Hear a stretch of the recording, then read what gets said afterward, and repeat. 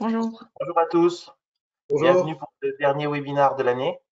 Bon, un webinaire qu'on partage comme vous avez l'habitude avec Gilles et Bénédicte. Merci à vous deux du temps que vous nous donnez.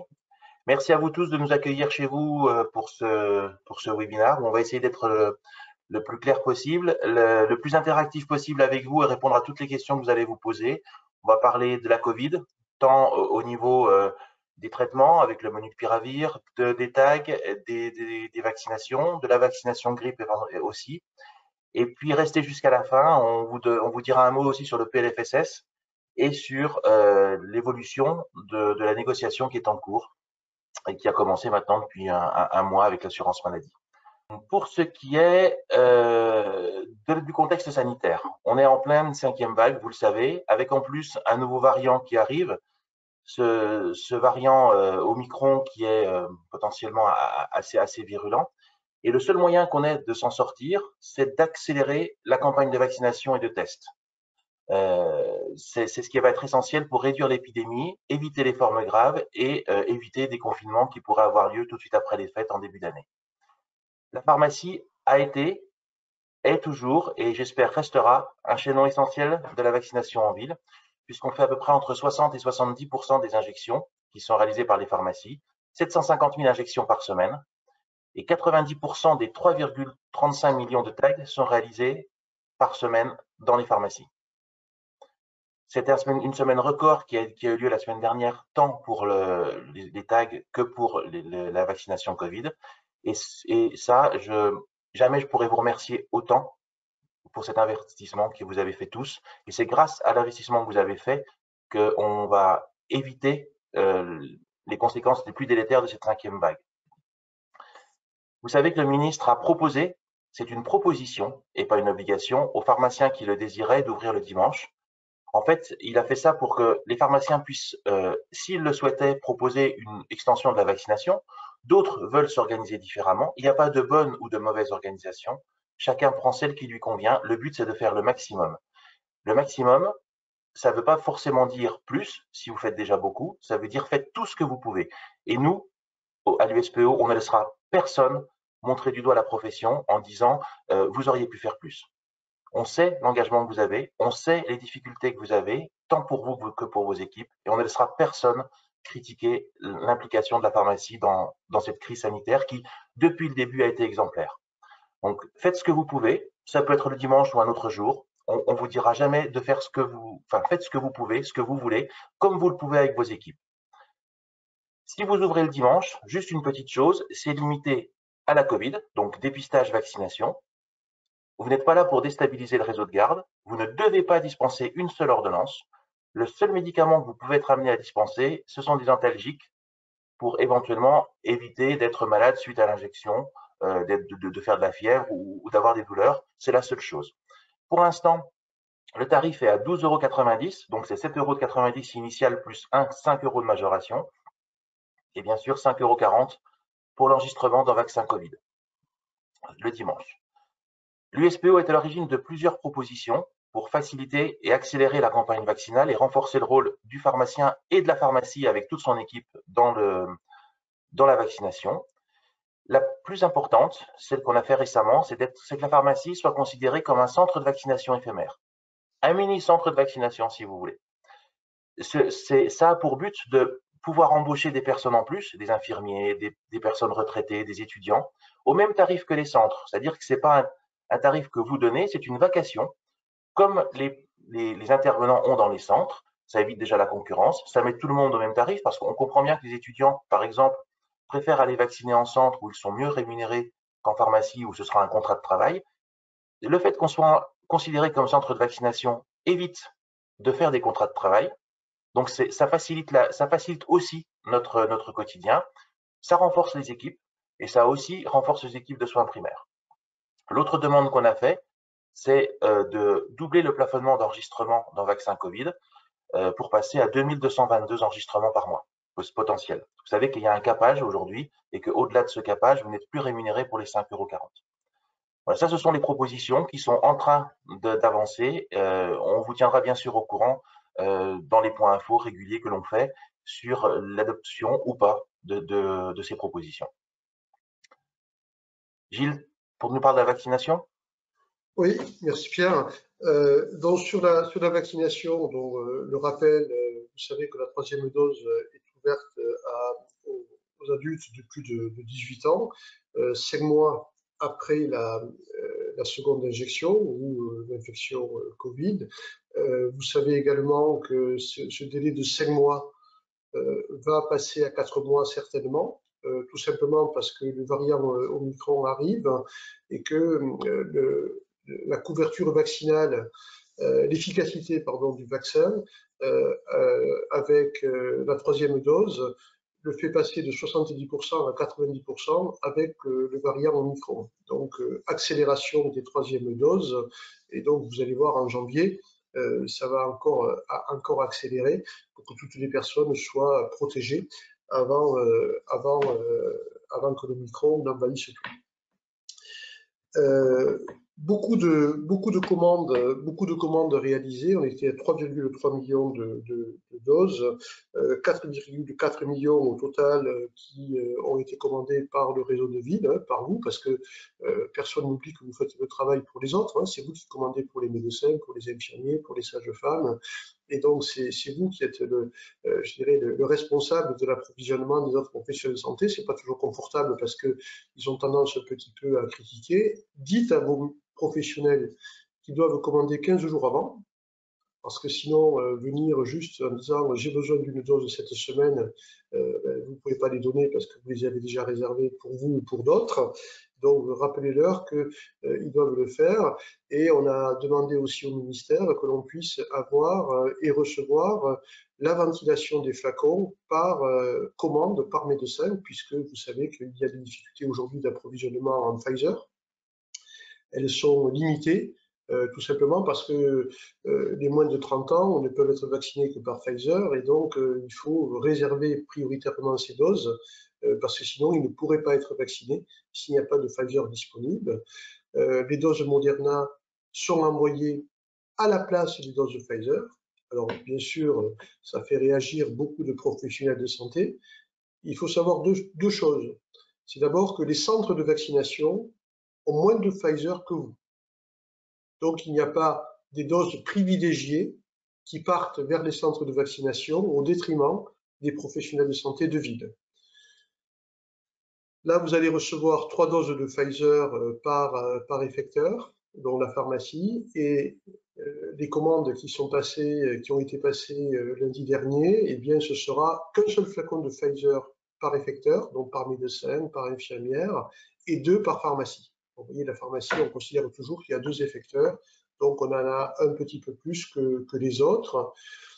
On a demandé au pouvoir public de bien communiquer sur l'équivalence de l'injection ARN messager.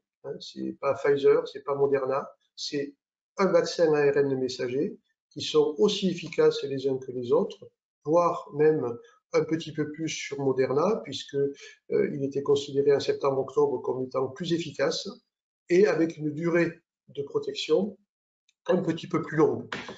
Bon, voilà, ça demande bien sûr de la part des pharmaciens de convaincre, d'expliquer. Voilà, on y arrive parce que les patients nous font confiance. C'est pas toujours simple, hein, je le sais bien, mais n'empêche que les personnes aujourd'hui, on voit de plus en plus le nombre de réticents au Moderna se réduire parce qu'ils souhaitent être vaccinés rapidement et être protégés pour éviter que cette 5e vague ne les affecte.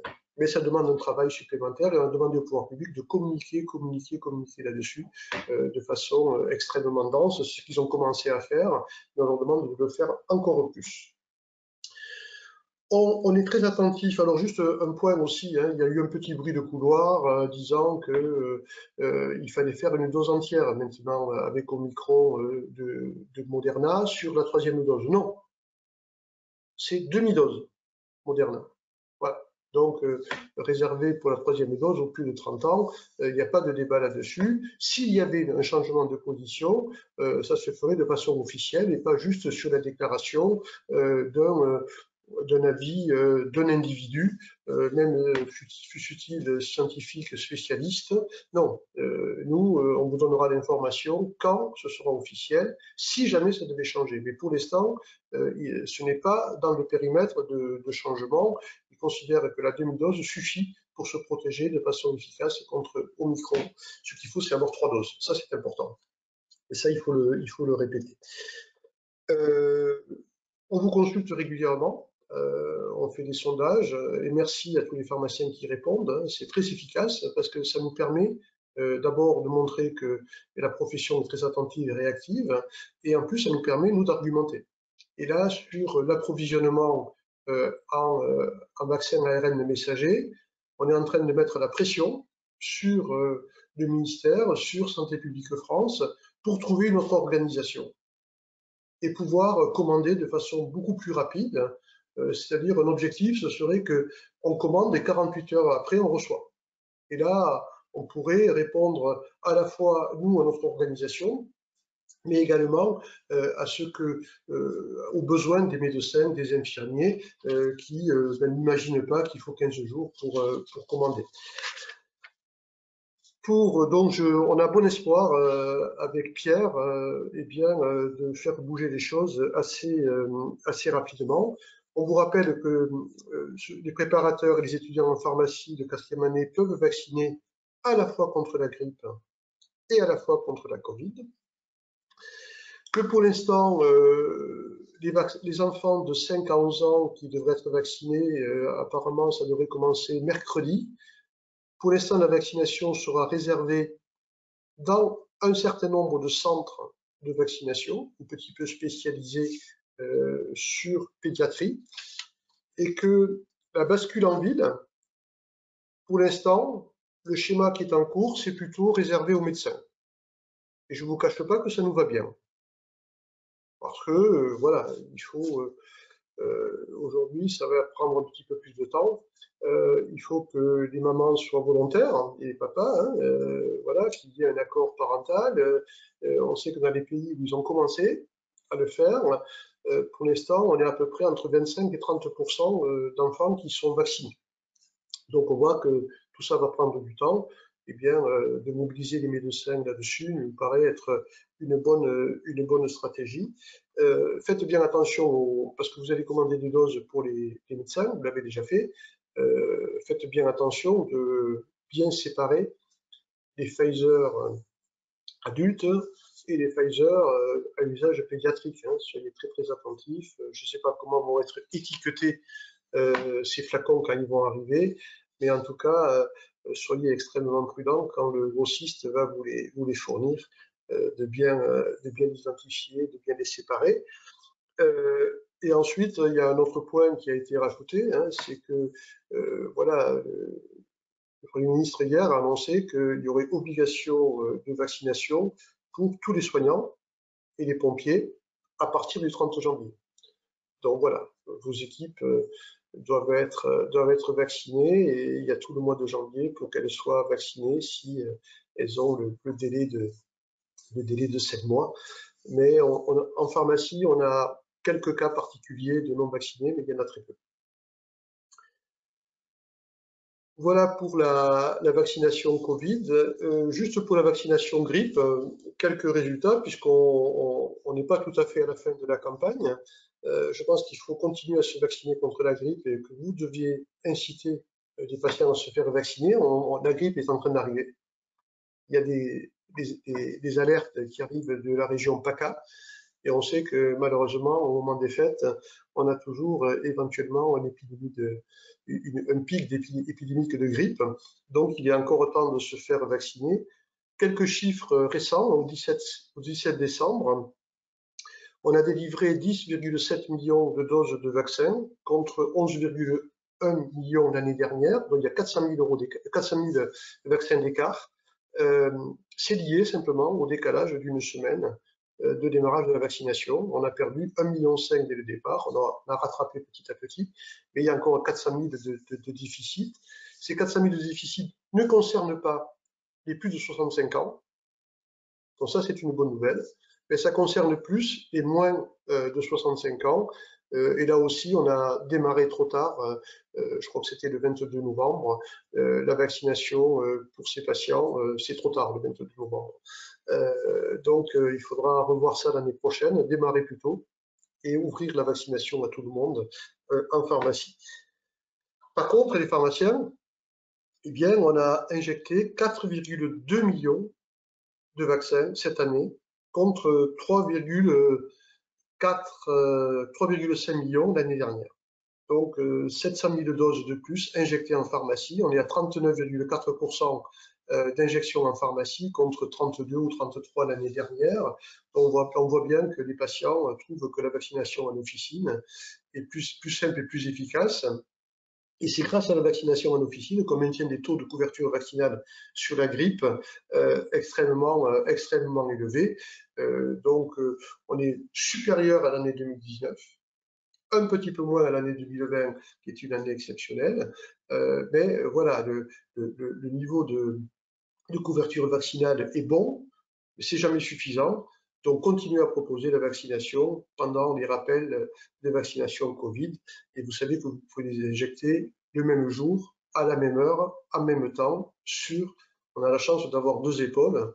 Donc, il faut en profiter, n'hésitez pas.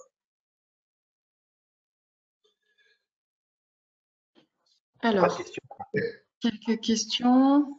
Est-ce que vous pouvez rappeler ce qui se passe après une dose de Johnson, une première dose de Johnson par rapport à la dose de Moderna? Est-ce que c'est une demi-dose ou une dose complète, s'il vous plaît? Alors, c'est très clair. Une fois avant le Johnson, c'était une seule dose. Maintenant, on considère que Johnson ne protège pas assez et qu'il faudra faire, au final, 3 injections. Donc la seconde dose, qui peut être réalisée 4 semaines après la première injection de Johnson, doit être faite en dose pleine.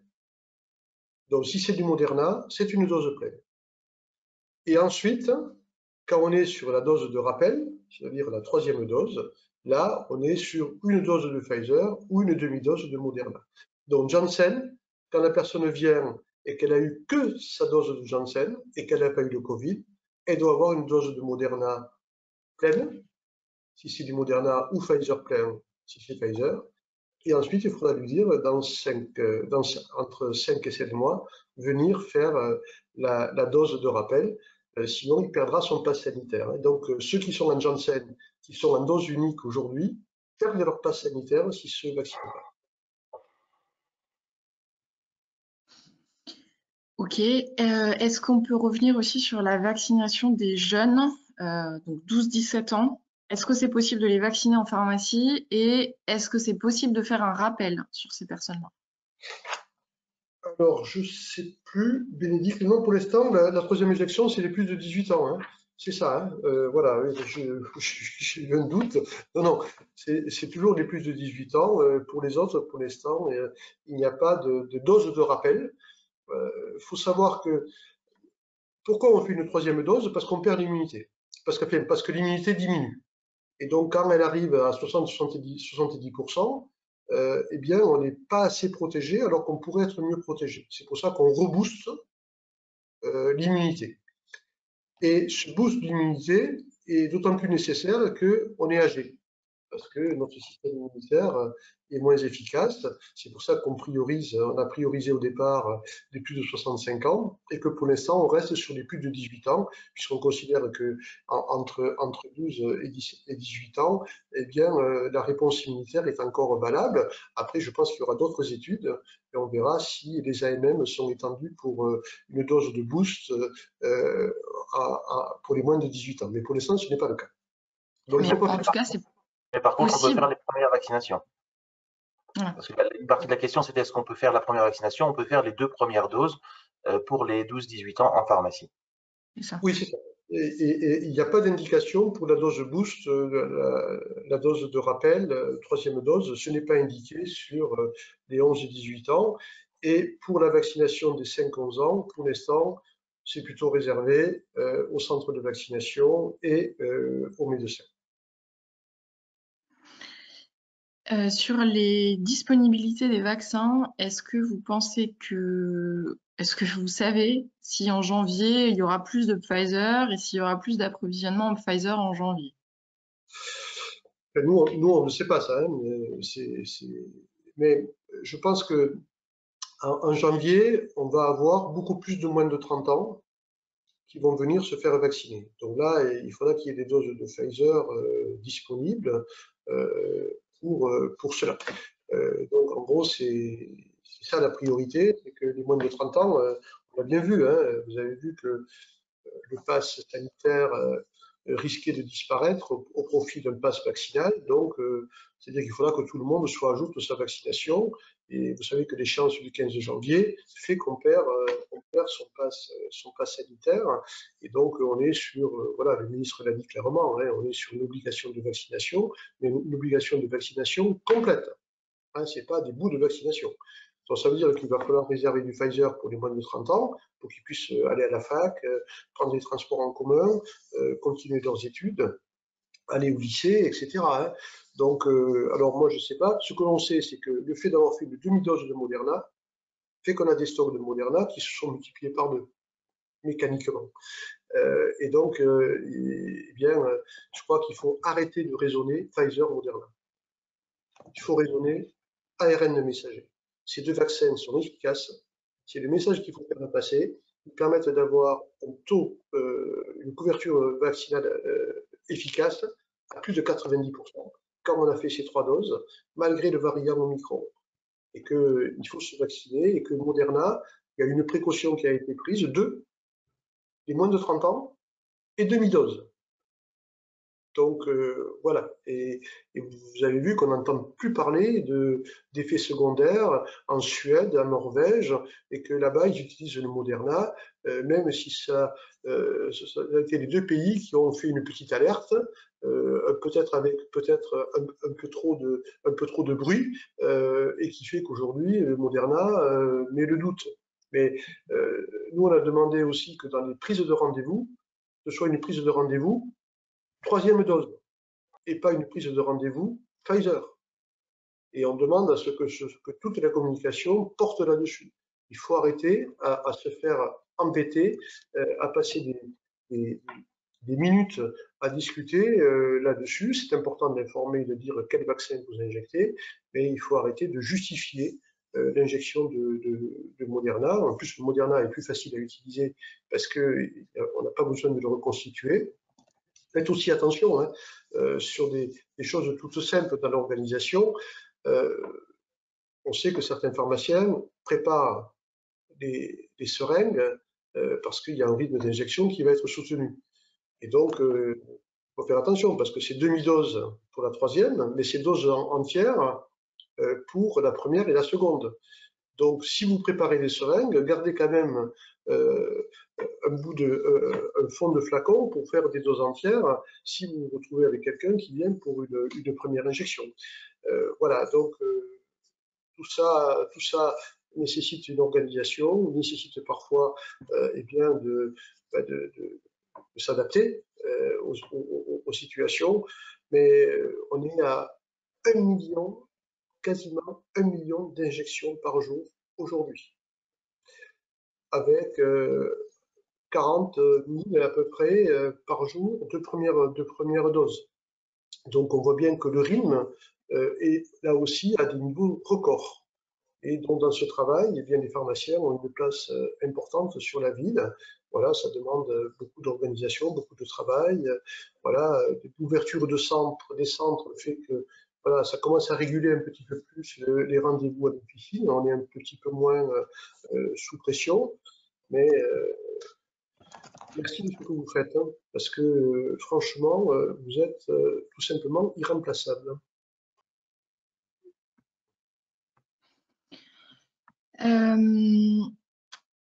Alors, j'ai aussi pas mal de questions sur le pass sanitaire. Alors, il y a 2 cas de figure, notamment le fait que si une personne en France a eu un Covid plus une dose et qu'elle fait sa dose de rappel, donc c'est la 2e dose, et donc les gens s'interrogent sur comment valider le pass sanitaire. Et après, la question se pose aussi pour les personnes étrangères qui ont eu leurs 2 doses à l'étranger et qui font la dose de rappel en France. Comment on fait pour qu'elles aient un pass sanitaire? Merci de question. Pierre, c'est à toi de répondre. Ah, c'est hyper compliqué. On n'arrive pas à s'en sortir de toutes ces situations. Bon, pour les personnes qui ont un schéma vaccinal en ayant eu une, une, une infection Covid. Entre-temps, je pense que ça, il me semble qu'on peut le régler sur SIVAC, voilà, en mettant première ou deuxième injection. Je crois qu'on y arrive, c'est à peu près prévu, mais c'est pas simple, je ne suis pas sûr. Non, c'est pas prévu du tout. Je vois la tête de Bénédicte, on n'y arrive pas. On a posé la question à plusieurs reprises en disant, alors, la dernière proposition qu'on a fait au ministère, c'est on veut une formation tutorielle faite par ceux qui ont organisé SIVAC pour que justement, on nous montre de visu, voilà, en cliquant sur les boutons, des différentes situations. Et donc, on a demandé au ministère de faire ça, parce que nous, on n'arrête pas de recevoir vos questions, de les poser à ceux qui ont organisé SIVAC, qui nous disent oui, mais en bricolant comme ça, vous pouvez le faire, sauf que quand on essaie de le faire, on n'y arrive pas. Et que deuxièmement, on leur dit, mais écoutez, on ne peut pas, nous, le schéma vaccinal, par exemple, des personnes étrangères, enfin, qui ont été vaccinées à l'étranger, on ne peut pas le faire. Parce que ça voudrait dire qu'il faudrait qu'on ressaisisse tout, première et seconde injection, pour pouvoir dire que c'est la troisième injection, alors qu'on n'a pas injecté la première et la seconde. On n'a pas le droit de faire ça. On n'a pas le droit de simuler des injections. Donc, on leur dit, voilà, il y a plein de situations différentes. Donnez-nous les solutions pour qu'on puisse éviter un pass sanitaire propre pour les patients. Donc, je n'ai pas la réponse. Il y en a quelques-unes qui sont sur le site de l'USPO. Donc, vous regardez, parce que je n'ai pas ça en tête. Mais on a demandé clairement au ministère ben voilà, carrément de faire un cycle de formation de comment saisir, ou de faire un tuto pour que l'on puisse saisir, alors, ou un tuto visuel avec quelqu'un qui vous l'explique comme on est en train de vous l'expliquer là, ou carrément voilà, un arbre de décision, tac, tac, tac, tac, pour que l'on puisse cocher la bonne case, mais je ne crois pas que tout soit prévu. De toute façon, pour l'instant, que ce soit pour les étrangers ou pour les deuxièmes doses qui sont considérées comme une dose de rappel, l'inscription sur Vaccin Covid permet d'avoir un pass sanitaire qui est valable 7 mois, de toute façon. Donc, il n'y a pas de... Là-dessus, ça laisse au moins cette latitude. Et après, d'ici 7 mois, peut-être que les choses auront évolué en termes d'informatique aussi. Parce que là, très clairement, hein, je pense qu'on va aller sur la troisième dose qui va être obligatoire pour avoir son pass vaccinal. Voilà, ça va être très clair. Hein, ça, c'est parti pour ça. Ok. Ouais, j'ai eu une alerte d'une personne qui me dit que les seringues pour demi-dose de Moderna ne sont pas bonnes et que les aiguilles ne percent pas la peau. Il faut appuyer très fort et les patients ont mal et nous stressons. Merci de faire remonter. Est-ce que vous avez aussi eu ce genre de... Alors sur les aiguilles, je suis surpris. Donc ça, il faudrait que la personne qui a été confrontée à ça nous dise quelle référence de seringue montée ou d'aiguille nous dise quelle référence pose problème pour qu'on puisse le signaler à Santé publique France. Et pour les demi-doses de Moderna, on a demandé aux pharmaciens de faire attention parce que vous avez reçu plusieurs références de seringues et de garder les seringues où il y a les graduations qui vont bien pour les injections de Moderna et d'utiliser les autres pour les doses pleines, que ce soit du Pfizer ou du Moderna. Donc de bien garder les bonnes références. Et si vous n'en avez pas, d'essayer de réclamer à votre grossiste répartiteur ou sur le site Santé publique France, quand vous commandez vos doses, en disant j'ai besoin d'avoir des seringues, et je crois qu'il y a un petit espace pour écrire des demandes, et j'ai besoin d'avoir des seringues adaptées aux demi-doses. Enfin, moi j'ai été alerté plusieurs fois sur le fait que les aiguilles font mal pour les demi-doses de Moderna, et je pense qu'il faut qu'on fasse remonter tout de suite au ministère parce que il faut les types de seringues serties de façon à ce que ce soit des aiguilles qui soient moins douloureuses. Enfin, en tout cas, ça a l'air d'être un problème parce qu'en le disant, tout le monde dit oui, oui, oui, oui, ça va pas, ça va pas, ça va pas. Donc, Ouais, complètement. S'il vous plaît, ceux qui ont en tête ou lundi matin, dites-nous exactement les références qui ne sont pas adaptées en termes d'aiguilles, en termes de seringues, pour qu'on puisse se faire remonter immédiatement pour dire ça, ce type de matériel n'est pas adapté, ça râle et ça nous empêche de travailler dans de bonnes conditions.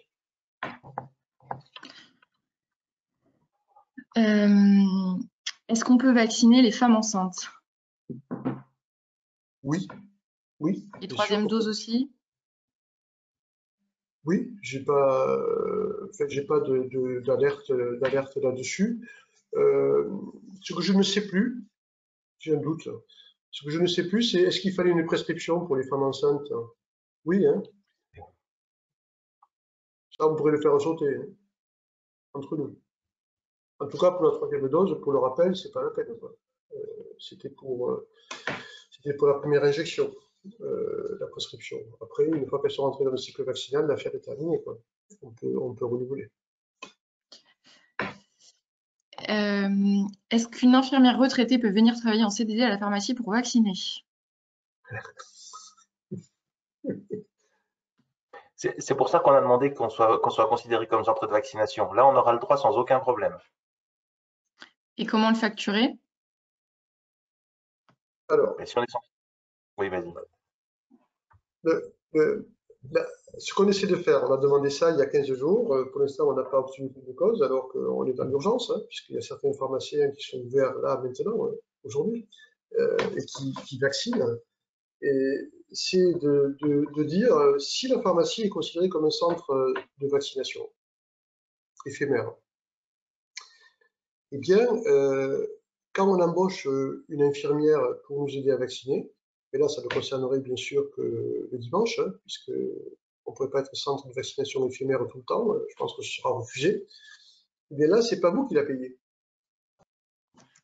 Elle se déclare comme étant intervenant dans ce centre de vaccination qui est votre pharmacie, et elle est payée comme les autres acteurs par l'assurance maladie au tarif du centre de vaccination. Et pareil pour les étudiants. Un étudiant aujourd'hui qui vaccine le dimanche, c'est 50 € de l'heure. Vous comprenez pourquoi vous n'en trouvez pas des étudiants, hein, pour venir travailler en pharmacie. Donc on dit, voilà. Et là, du coup, on n'a pas de contrat de travail, donc ça simplifie.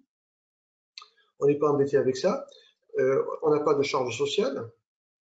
Et on peut le payer de la même manière que les centres. Donc on dit, si vous voulez que l'on puisse le faire, aidez-nous, simplifiez-nous le travail administratif. Et franchement, ça aurait de la gueule, hein, que dans une pharmacie de village, un dimanche, en se mettant tous d'accord avec le médecin, avec l'infirmière, retraité par retraité, et bien de dire, voilà, on décide ce dimanche de lancer une campagne de vaccination et de rappel pour tous les gens du village, et de montrer que la coordination, elle se fait naturellement avec les gens de terrain, plutôt que de se faire insulter par un syndicat d'infirmiers parce qu'on ose proposer des choses comme ça. Voilà. Je trouve que quand on veut faire un effort de vaccination qui s'accélère, il faut que cet effort soit partagé. On ne peut pas tout faire reposer sur les pharmaciens. J'ai livré un EHPAD avec un flacon Pfizer, comment dois-je le facturer? On le fait comme on le faisait avant, c'est-à-dire que vous mettez en numéro de patient le 1 55 55 55, enfin le numéro classique de patient fictif. Comme prescripteur, vous mettez le numéro finesse de l'EHPAD, et puis après vous facturez en KGP à 70 € qui est pris à 100%.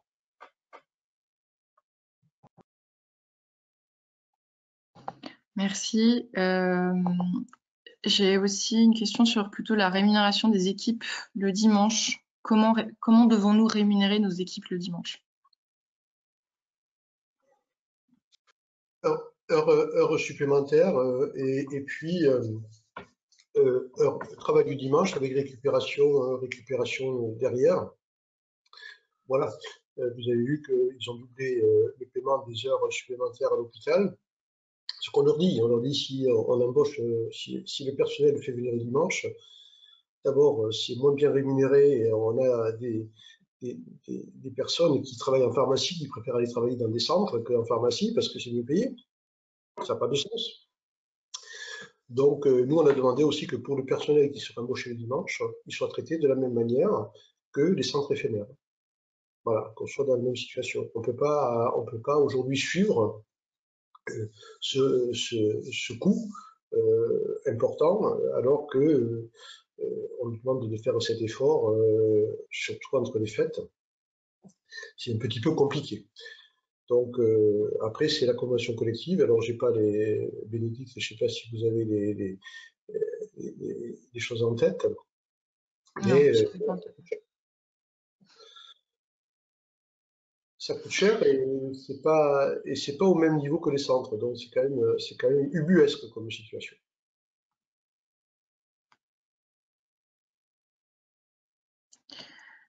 Je pense qu'on a fait le tour. Après, enfin là, j'ai aussi beaucoup de questions sur des schémas vaccinaux un peu complexes entre guillemets ou un peu alambiqués. Enfin, on a fait un tableau qui est disponible sur le site qui reprend normalement l'ensemble des situations. Donc, n'hésitez pas aussi à aller regarder sur le site et vous aurez certainement la réponse à vos questions. Et sinon, bah, dans ce cas-là, on y répondra. Mais il y a le site du SPO qui est très bien fait, bien sûr. On a essayé d'être réactif, hein, de mettre toutes les questions et les réponses. Il y a également le site du ministère où aussi ils mettent à jour, hein, parce qu'ils ont aussi des questions comme ça et ils essaient de mettre à jour. Donc voilà, entre l'USPO et le ministère, vous pouvez peut-être arriver à trouver vos réponses et puis n'hésitez pas à nous les poser parce que parfois c'est pas prévu.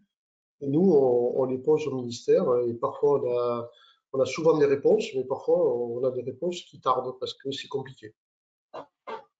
Je pense qu'on a fait le tour hein, sur la vaccination là. Sinon, j'y réponds là, mais je pense qu'on a fait le tour. Ok, merci beaucoup. Maintenant, on va parler d'un autre volet de ce que la Covid a mis en place dans les pharmacies et créé de travail dans les pharmacies, c'est tout ce qui est dépistage. Le rôle essentiel des pharmacies dans le dépistage est clair et il y a un risque d'une augmentation de ce dépistage, du nombre de ce dépistage encore plus importante au moment des fêtes. Vous avez entendu les propos d'un médecin, professeur Delfrécy, qui dit que quasiment il faut que toute la population française aille se tester avant les fêtes, ce qui est potentiellement compliqué et impossible. D'où une idée qu'ont eu le ministère de proposer des autotests pour les personnes qui ne pourraient pas, parce qu'il n'y a plus de place dans les pharmacies, être testées avec un test antigénique. Donc ces autotests, c'est une réassurance. Hein, ce sont pour des patients qui sont pas des patients contacts et qui ne sont pas symptomatiques, puisque le test de référence dans ce cas-là reste le test antigénique. Mais tout simplement, quand un patient vient vous dit « je voudrais être testé, mais vous n'avez plus de place », de lui faire une proposition de prendre un autotest et de se faire un autotest tout seul. Ce n'est pas un autotest supervisé, on est bien d'accord, sur un autotest chez lui qu'il pourra faire tout seul pour se réassurer et pouvoir aller tranquillement faire la fête en famille. Contrairement à ce qui a été annoncé par certaines personnes, les autotests ne seront pas pris en charge. Ces personnes-là se sont peut-être prises pour le Premier ministre et ont voulu faire une annonce. C'est pas la vérité. Vous avez vu le souk que ça a mis, puisque suite à l'annonce qui a été faite, les médias se sont emparés de l'information, ont titré dans leur gros titre des tests sous le sapin. Non, c'est pas ça que ça voulait dire. Et c'était surtout mettre un gros bazar dans la profession parce que on allait avoir beaucoup de patients qui allaient nous dire je veux mes tests gratuits, donnez-moi mes tests gratuits. Ça n'est jamais ça qu'a imaginé le ministère. Le ministère a toujours dit ces tests-là ne seront que pour si vous ne pouvez pas les tester. Mais en aucun cas, c'est un droit, en aucun cas, c'est une capacité à donner des tests à tout le monde. Donc, vous avez vu que ce qu'on a fait, nous, au niveau de l'USPO, on s'est dit, ça va mettre un bazar pas possible si jamais cette communication-là part. On a fait une consultation de la profession. il y a eu 1200, 1300 personnes qui ont répondu en quelques heures. Hein. Et ça, merci beaucoup de votre activité parce que vous allez voir comment ça peut nous aider. Sur ce test qui a été fait, 58% des interrogés indiquent qu'il n'y avait aucun stock d'autotest, qu'il n'y avait pas de stock d'autotest dans la pharmacie. Il y avait entre 83 et 91% qui disaient qu'ils n'avaient pas assez de stock pour tenir jusqu'au 25 et 31 décembre. Et 55% qui constataient une augmentation d'au moins 50% de la demande en autotest ces derniers jours. Et que le délai d'approvisionnement était plus d'une semaine. Quand on a vu ça, on a tout de suite alerté le ministère en disant « Faites attention, la mesure que vous êtes en train de proposer risque de desservir et risque de mettre la profession sous tension parce que les patients vont dire « J'ai droit à mes autotests gratuits et nous n'aurions pas été en capacité de les apporter. » L'enquête qu'on a fait, on l'a fait remonter au ministère et ça a donné l'arbitrage que vous avez vu, c'est-à-dire qu'il n'y a pas eu de position prise de la part du ministère. L'annonce qui a été faite de la part de certaines personnes était des fake news en avance pour dire je grille la priorité et je vous annonce quelque chose, mais qui au résultat s'est révélé être complètement faux et complètement contre-productif par rapport à ce que l'on voulait mettre en place au niveau de la profession qui était une aide aux patients. Et là, ça allait devenir quelque chose qui était une embolisation de nos structures. Donc, par rapport aux autotests, ça reste comme c'était dit, c'est-à-dire qu'on fait des tests, des tags tant qu'on peut faire, sur rendez-vous ou pas sur rendez-vous, en fonction de votre organisation. Une fois de plus, votre organisation est la bonne, c'est celle qui vous convient, et il n'y a pas de bonne organisation ou de mauvaise, c'est la vôtre. Et si vous ne pouvez plus parce que vous n'avez plus la possibilité de faire de créneaux ouverts pour faire des tests, eh bien, vous pouvez vendre des autotests aux patients pour qu'ils se testent eux-mêmes, pas d'autotests supervisés, et ainsi se réassurent et pouvoir faire des fêtes tranquilles sans avoir une arrière-pensée en disant peut-être que je suis positif.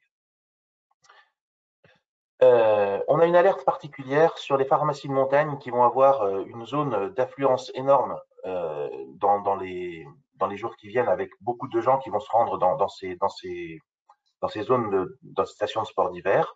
Moi, j'ai eu une réunion avec eux la semaine dernière où ils m'ont fait part de leurs soucis. Tout de suite, on a fait remonter au ministère. Donc, différents problèmes. Hein. Ils sont en train de les régler. Donc, je voudrais vous rassurer par rapport à ça. Ils sont en train de les régler, en particulier par rapport aux jeunes qui viendraient hors Union européenne, qui n'auraient pas forcément les mêmes dates de passe sanitaire que nous, etc. Ils sont en train de voir les choses. Donc, on vous communiquera aux pharmacies de montagne en temps, dès qu'on aura la réponse pour que vous soyez bien sûr au courant.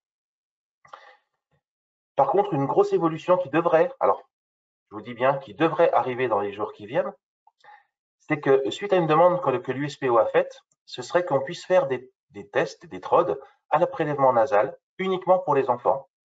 Donc c'est un prélèvement pas nasopharyngé, nasal, mais pas sous la forme d'un autotest. Ce serait un test que nous allons faire, que nous ferions.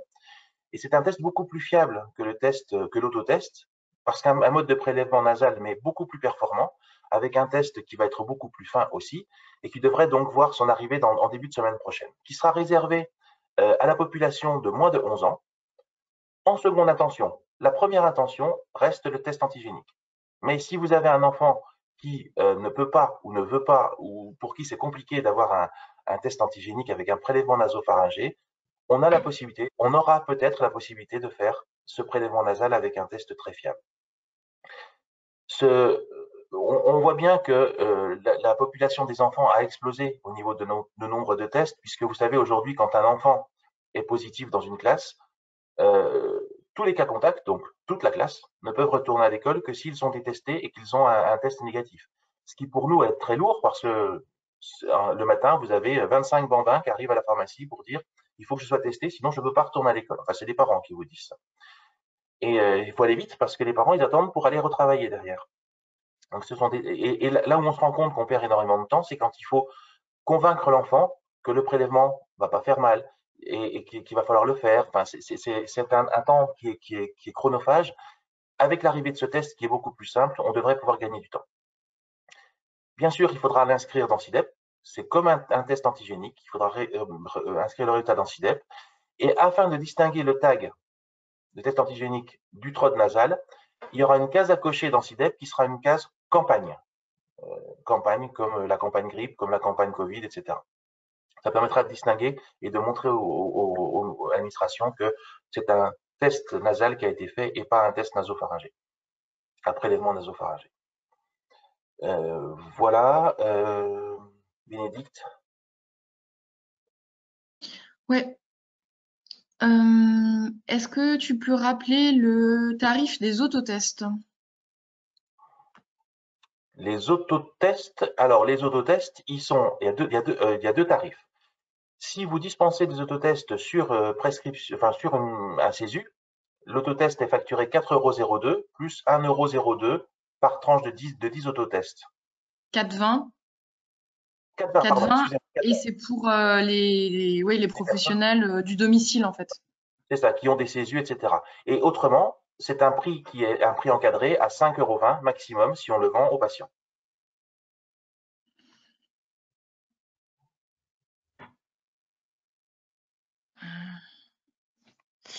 Désolée parce que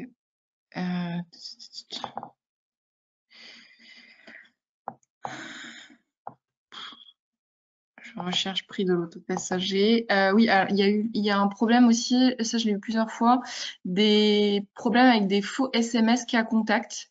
Qu'est-ce que je dois faire quand j'ai ce genre de procédure?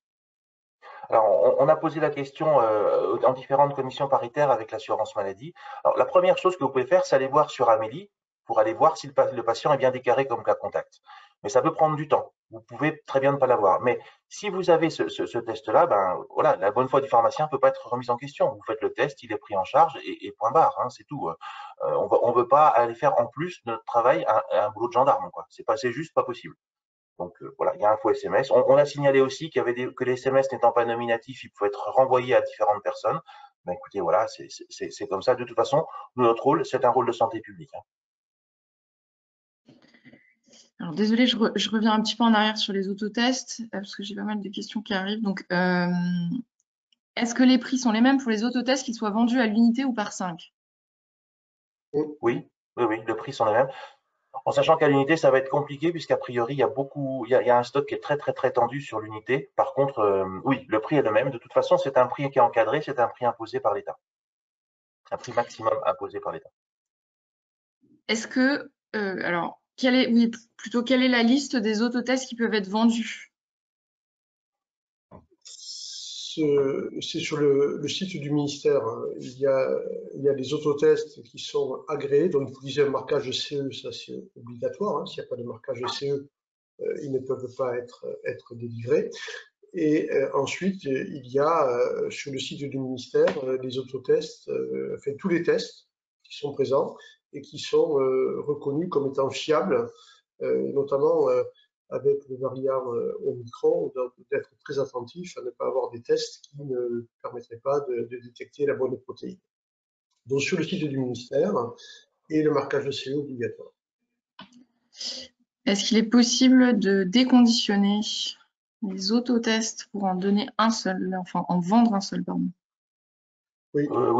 Oui, c'est possible. Le seul inconvénient quand on en vend un seul d'une boîte de 5, c'est qu'il y aura pas la notice qui va avec et que pour certains autotests, la boîte est le support du petit flacon. Donc, si la patient n'a pas la boîte, ça va être un peu plus compliqué pour lui. Mais autrement, c'est possible. On peut le faire, il faut simplement faire la photocopie de la notice hein, pour que le patient puisse, quand il est chez lui, l'utiliser correctement. Il faut que vous fassiez bien sûr cette dispensation, donc que vous expliquiez au patient comment l'utiliser.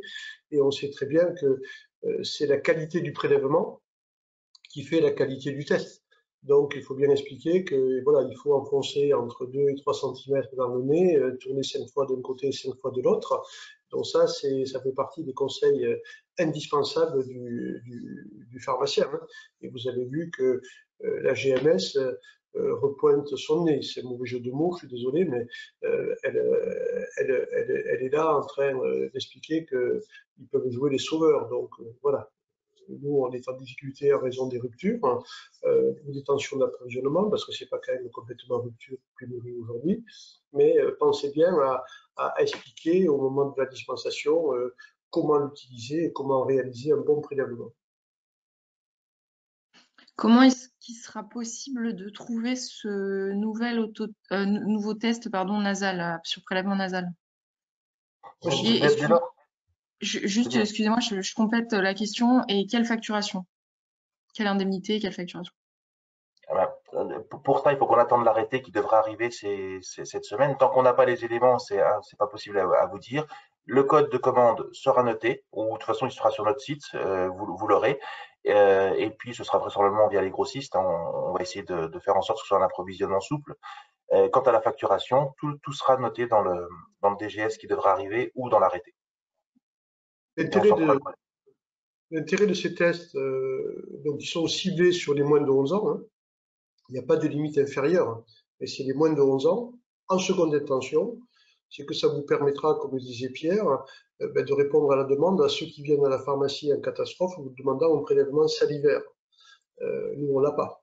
Et si le gamin ne veut pas un tag, bien qu'on puisse le faire, proposer ça, qui est quand même moins douloureux pour les jeunes et qui reste un test de qualité parce que le prélèvement est réalisé par un professionnel de santé. Voilà. Bon, maintenant, c'est les vacances scolaires. Donc, mais il va y avoir des gamins qui vont être confrontés à vouloir se faire dépister comme les adultes. Et donc, voilà, si c'est publié au JO la semaine prochaine, eh bien, je pense que ce sera disponible chez les grossistes immédiatement.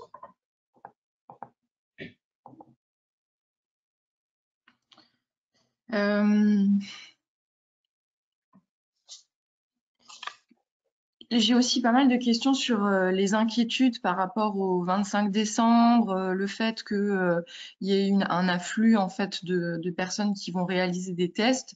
Donc peut-être deux questions qui résument un peu, c'est est-ce que j'ai le droit de refuser des tags et est-ce que je peux faire un autotest supervisé si il n'y a pas de symptômes, bien sûr, et que la personne n'est pas cas contact, à la place d'un test antigénique? Oui, oui, et oui, aux deux questions. C'est pas une obligation de faire les tests. On a posé la question à l'ordre, ça, qui nous a clairement dit que ce n'est pas une obligation. D'ailleurs, certaines pharmacies n'en ont jamais fait aucun, et on ne sait pas pour autant qu'ils risquent quoi que ce soit. Donc oui, vous pouvez refuser. Et puis oui, vous pouvez faire un autotest. Moi, je pense que l'autotest aujourd'hui est autant chronophage, prend autant de temps qu'un test antigénique, tout en étant moins fiable. Pas le test en lui-même. Comme l'a dit Gilles tout à l'heure, c'est le prélèvement qui est juste le facteur limitant. Et quand on fait des autotests et qu'on dit aux patients non, recommencez parce que vous n'êtes pas allé assez loin, non, recommencez, vous n'avez pas tourné assez, puis maintenant on change de narine, finalement on se rend compte que ça prend un peu plus de temps que d'avoir fait le prélèvement seul. Sauf si vous avez 5 personnes face à vous. Et là, effectivement, le test de masse, entre guillemets, peut faire gagner du temps. Mais oui, vous pouvez très bien faire un autotest sans aucun souci et vous pouvez très bien refuser aussi. On comprend l'inquiétude. On a vécu ça l'année dernière avec moins d'outils à notre disposition. Juste avant les fêtes, il y avait une grosse communication de la part des régions. Dépistez-vous avant les réunions de famille. Bon, là, on a la possibilité d'avoir des autotests. Je pense qu'on en a beaucoup délivré. Et donc, ça veut dire que déjà, les familles se sont déjà organisées en prévision des fêtes de Noël pour les avoir à disposition. Après, on sait que la journée du 24 est une journée tendue, notamment le matin, jusqu'au début de l'après-midi, parce que là, les gens veulent se faire dépister juste avant. Après, ça se calme un petit peu parce que tout le monde pense à autre chose. Donc, l'utilisation des autotests, si vous en avez en stock, eh bien, c'est une bonne réponse en disant je suis débordé, vous n'êtes pas symptomatique, c'est pour le repas de Noël. J'ai des autotests, je peux vous les vendre parce que pour les tags, je suis complètement submergé parce que j'ai beaucoup malheureusement de symptomatiques à dépister et eux, il ne faut surtout pas qu'ils aillent le lendemain, s'ils sont positifs, sur un repas de famille. Voilà. Donc, je pense que la population peut le comprendre, elle voit très bien tous les efforts que l'on fait depuis le début et on a une solution supplémentaire si on a la chance d'avoir des autotests. Après, si vous voulez faire des autotests supervisés pour les pharmaciens qui ne font pas de tag, oui, vous avez toujours la possibilité de le faire, bien évidemment. Est-ce qu'il y a une différence entre, quelle est la différence entre l'autotest et finalement un prélèvement pour enfants nasal, donc ce fameux trône nasal? Et la deuxième question, c'est est-ce qu'il faudra former ces équipes à nouveau sur ce prélèvement nasal? Alors, le type de prélèvement, le système de prélèvement n'est pas le même et il est beaucoup plus performant sur le système de prélèvement nasal que le. le TROD nasal est beaucoup plus performant que l'autotest au niveau de type de prélèvement. En fait, le prélèvement nasal tel qu'il est envisagé, c'est le professionnel de santé qui va faire le prélèvement. Donc lui, il sait qu'il faut rentrer entre 2 et 3 cm l'éponge dans le nez, qui est une éponge qui est adaptée pour le nez des enfants, donc un petit peu plus grosse, mais qui permet de faire un prélèvement correct et de tourner 5 fois d'un côté ou 15 secondes ou 15 secondes de l'autre. Donc ça fait une qualité de prélèvement qui est correcte.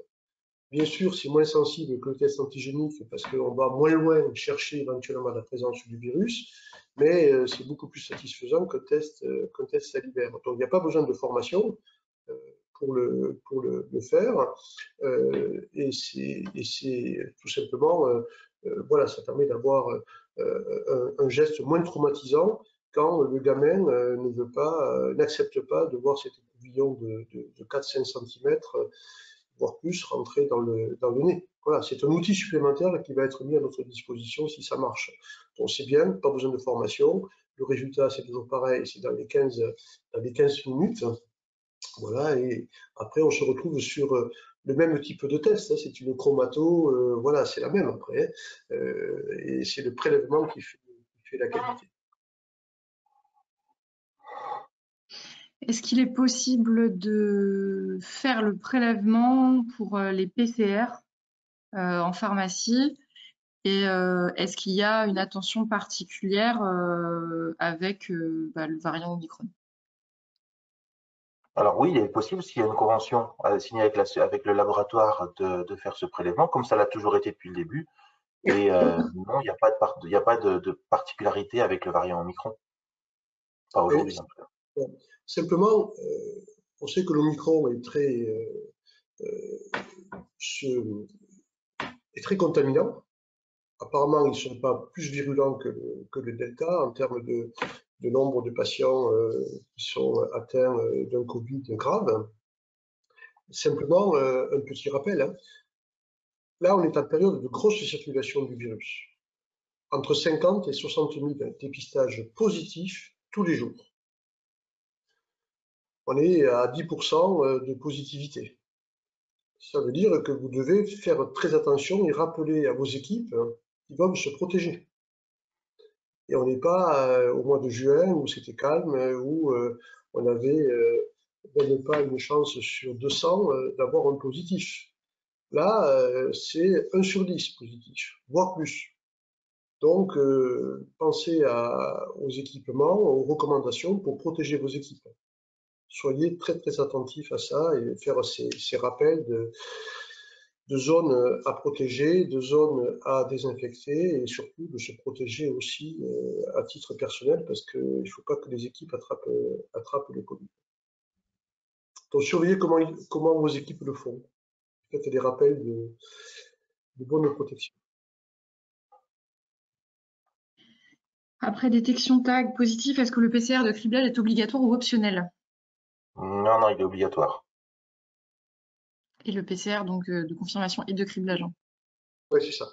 C'est ça. Ça, c'est un point sur lequel il faut être très attentif. Il faut le dire systématiquement. Alors la personne, parfois, n'est pas convaincue et il faut simplement rappeler que c'est obligatoire parce que derrière, c'est pas la confirmation, hein, c'est la recherche du variant. Et on sait qu'aujourd'hui, c'est important, même si parfois les laboratoires ont un petit peu de mal en capacité à vérifier que c'est l'Omicron, mais c'est absolument indispensable.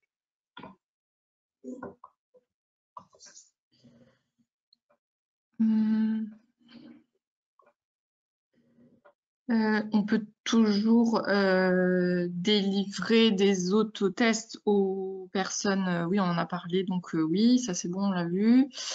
Est-ce qu'on peut toujours délivrer des tests antigéniques aux professionnels de santé? Libéraux. Voilà. Est-ce que le TROD nasal pourra être fait par des préparateurs? Oui. Ce sera considéré comme un TROD. Donc voilà, on est autorisé. Pour l'instant, en pharmacie, on n'avait pas le droit de faire un prélèvement salivaire. On n'avait pas le droit de faire un prélèvement nasal. Donc, les prélèvements salivaires seront toujours interdits. Le prélèvement nasal sera autorisé en seconde intention chez les enfants, mais pas de prélèvement nasal chez les adultes.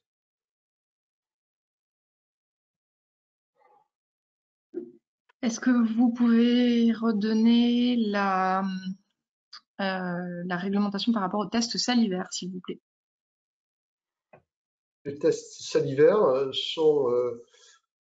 le prélèvement se fait sous la responsabilité du biologiste, puisqu'il n'y a que les biologistes qui peuvent, à la suite d'un prélèvement salivaire, c'est un PCR obligatoire. Donc, ça ne peut pas être un test antigénique après un prélèvement salivaire, ça c'est interdit. Et donc, dans les recommandations et dans la réglementation, le prélèvement salivaire doit être sous la responsabilité du biologiste. On ne sait pas trop comment ils font quand c'est à distance. On ne sait pas trop quand c'est la maman qui fait cracher le gamin. Mais c'est de la responsabilité du biologiste qui doit s'assurer que le prélèvement a été fait correctement et que c'est la bonne personne qui a craché dans le petit flacon. Voilà. Donc, mais en pharmacie, pas autorisé.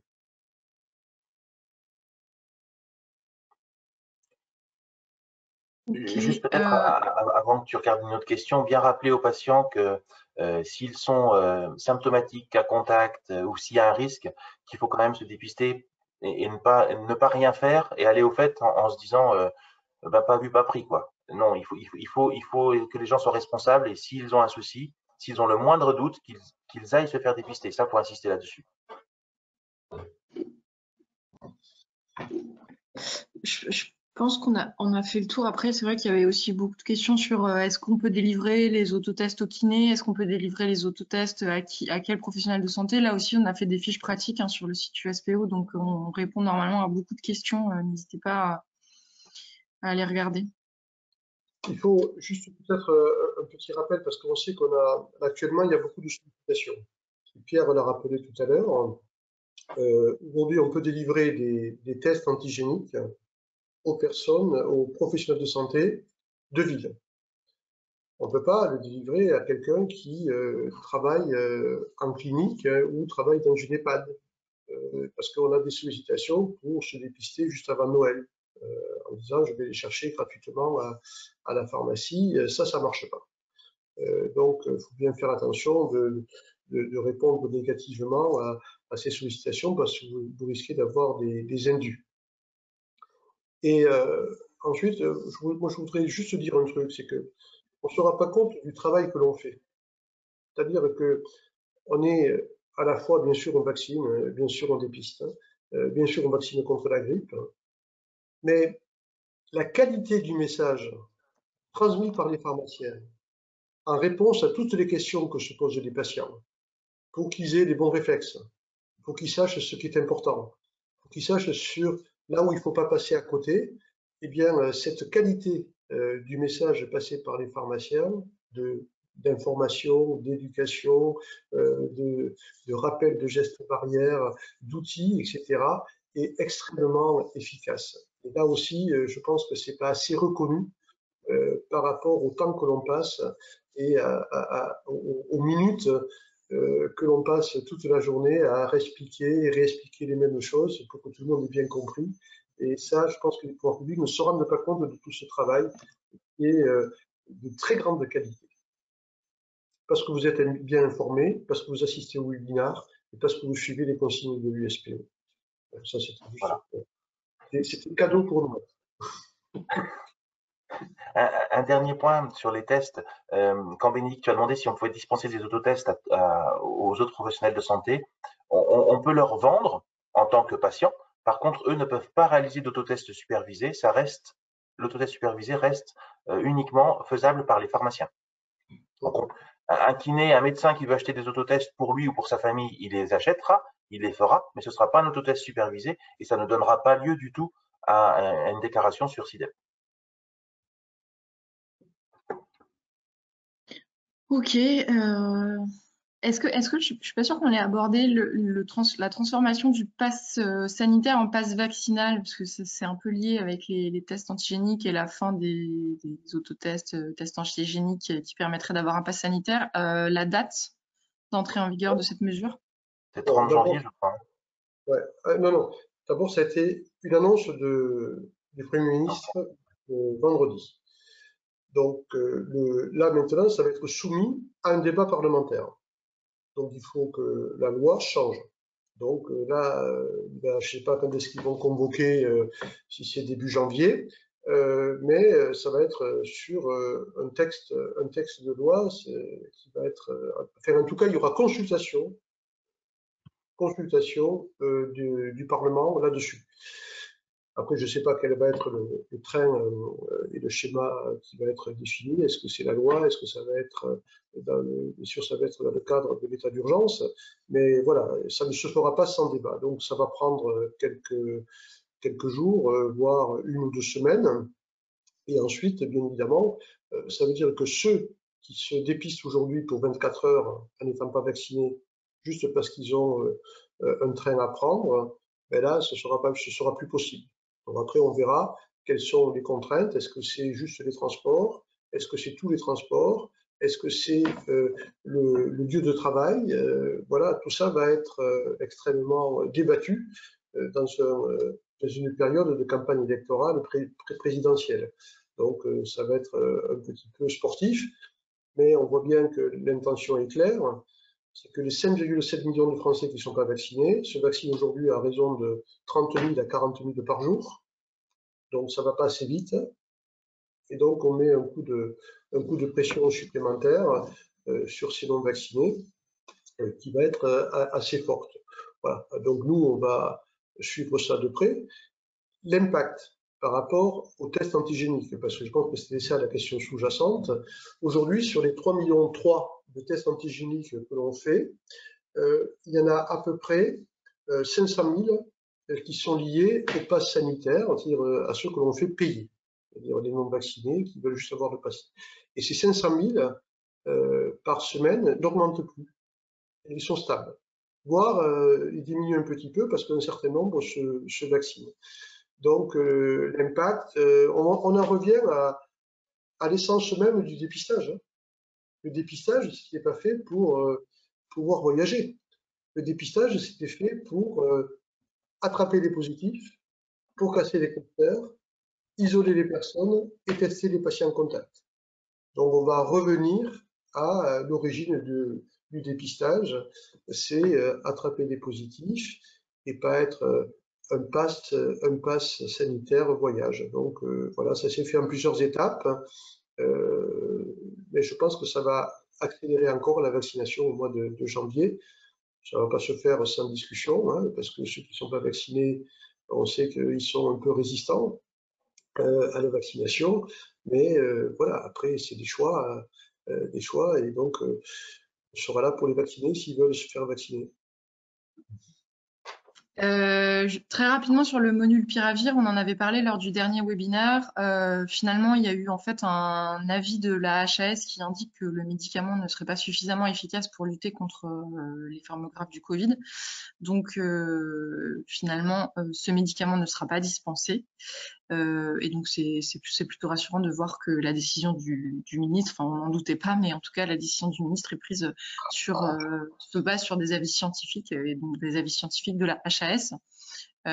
Donc il peut éventuellement y avoir d'autres traitements qui pourraient arriver dans les prochaines semaines. On vous tiendra au courant s'ils sont éventuellement dispensés en pharmacie.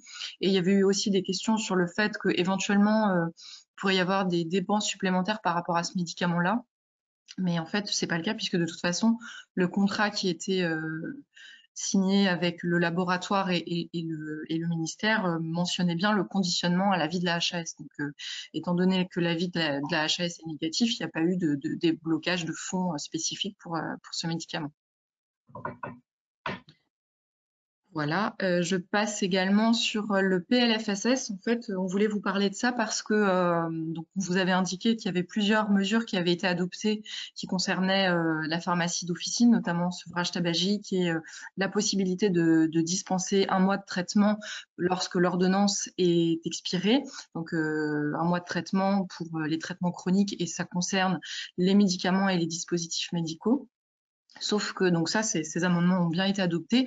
En revanche, les sénateurs ont consulté le Conseil constitutionnel et il en a résulté une censure de 2 articles qui concernent la pharmacie d'officine et donc qui étaient inscrits dans ce PLFSS. Et donc, en fait, le Conseil constitutionnel considère que ces 2 articles-là dont je vais vous parler sont ce qu'ils appellent des cavaliers et donc qui n'ont pas à être voté dans le cadre de ce projet de loi de financement de la sécurité sociale.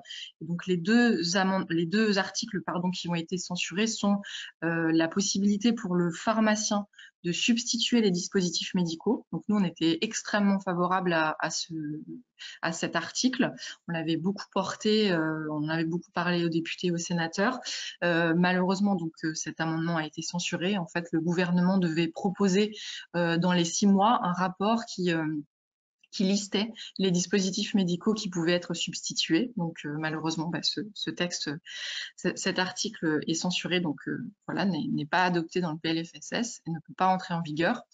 Et le deuxième article qui est censuré également et donc qui ne peut pas entrer en vigueur, c'est les mesures de sanctions qui avaient été prises dans le cadre de la sérialisation. Donc, il y avait 2 types de sanctions. Moi, je ne reviens pas dessus parce que c'était un petit peu complexe, mais il y avait 2 types de sanctions qui étaient prévues si le pharmacien n'était pas ne respectait pas en fait la réglementation sur la sérialisation. Donc ces 2 sanctions ont sauté, donc ne s'appliquent pas. Pour autant, la sérialisation est une obligation réglementaire et pour toutes les officines. Donc, on vous invite très fortement à vous mettre en conformité avec la sérialisation, sachant que l'Europe, l'Union européenne ne laissera pas passer ça et il y a des menaces très très sérieuses d'une sanction européenne qui sera probablement plus importante que les sanctions qui étaient prévues par le PLFSS. Donc, encore une fois, on vous invite à vous connecter à la sérialisation et à sérialiser. Au total, aujourd'hui, on est à 6400 officines qui sont déjà connectées et a priori, on a une progression de 700 officines par semaine. Donc voilà, on vous invite vraiment à y aller et tous les éditeurs de logiciels ont mis à la disposition des outils pour se connecter. Donc voilà, il faut y aller. Gilles, peut-être vous voulez rajouter quelque chose? Juste sur la sérialisation. Donc, on sait qu'on avait du retard parce que les éditeurs de logiciels n'étaient pas toujours prêts. Là, c'est fini, tous les éditeurs sont prêts.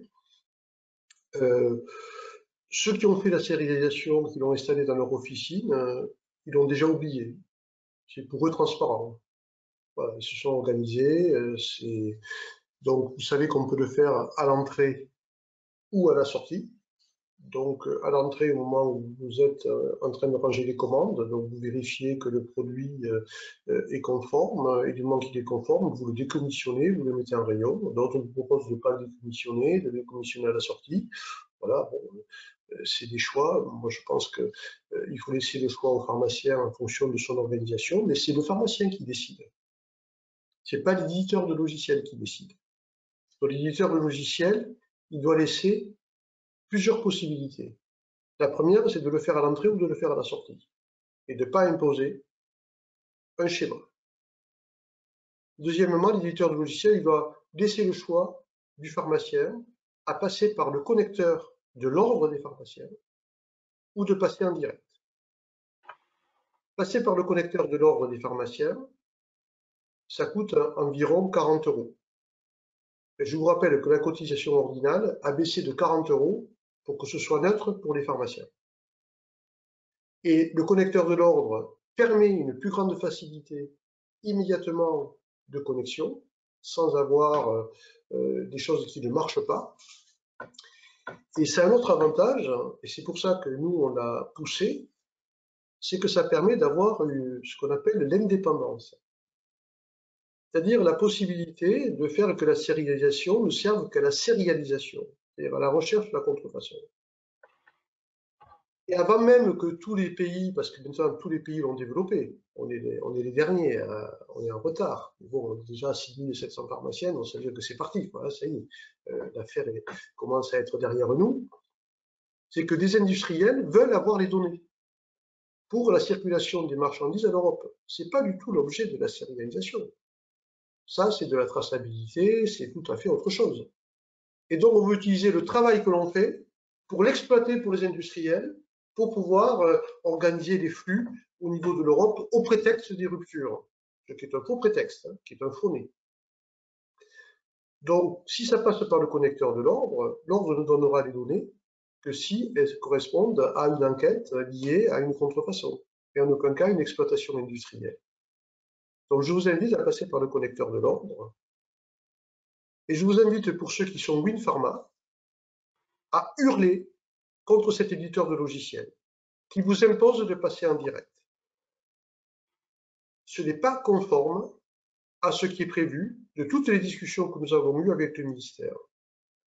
Et ce n'est pas lui qui doit être complice des industriels pour pouvoir exploiter les données de la sérialisation pour d'autres raisons. Donc je vous invite tous les clients WinPharma à demander à ce qu'ils développent, comme l'ont fait les autres éditeurs de logiciels, cette possibilité de se connecter par le connecteur de l'ordre ou pas. Et vous verrez que ce sera beaucoup plus simple et que ça marchera beaucoup mieux si vous passez par le connecteur de l'ordre qu'en direct. Donc ne vous laissez pas imposer des choses par WinPharma. Cette attitude est totalement inadmissible. Ce n'est pas un éditeur qui doit nous organiser la façon dont on fait des choix dans notre officine d'organisation et des choix politiques. Quand il y a des choix politiques à faire, l'éditeur ne doit pas vous empêcher de le faire. Donc n'hésitez pas à envoyer des lettres recommandées à WinPharma pour qu'ils respectent les règles comme les autres éditeurs de logiciels l'ont fait. Mais par contre, on peut saluer les initiatives de certains autres éditeurs de logiciels qui ont, eux, offert les frais d'inscription pendant un temps donné pour, au contraire, booster l'accès à la sérialisation. Et voilà, et ça, c'est plutôt positif et on peut leur remercier d'avoir eu cette initiative. Entre autres, c'est SmartRx. Voilà, il faut savoir négocier. Tout est négociable avec ce éditeur de logiciels.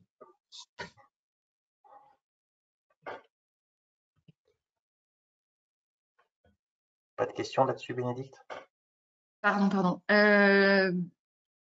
Alors, a priori, ce que j'ai, c'est des difficultés de mettre en place la sérialisation quand la personne a un robot. Apparemment, ce ne serait pas possible avant l'année prochaine. Bon, l'année prochaine, c'est quelques jours, mais... Oui, on sait que les logiciels de robots et les logiciels d'éditeurs de pharmaciens ne sont pas toujours très compatibles. Si vous le faites à l'entrée, au moment où vous réceptionnez, c'est-à-dire qu'avant de le lancer dans la machine à mettre dans le robot, c'est beaucoup plus simple que de le faire à la sortie. Et donc, cette procédure qui permet, avec votre logiciel, avant que ça s'embarque dans le robot, eh bien, c'est un développement qui est beaucoup plus simple et beaucoup plus rapide. Et au moins, vous ne stockez pas des produits dans votre robot, des produits qui seraient éventuellement invendables parce qu'ils clignotent en rouge. Ça ne sert à rien de stocker des produits pour s'apercevoir 2 mois après qu'on ne peut pas les délivrer, alors que cette information, on aurait pu l'avoir au moment où on réceptionne. Donc, pour les robots, essayez de voir comment vous pouvez faire avec votre logiciel de pharmacie, de décommissionner à l'entrée. Et ce qui rentre dans le robot, c'est déjà décommissionné. Donc, tout ce qui sortira du robot pourra être délivré sans aucune alerte possible, puisque tout le travail aura été fait en amont.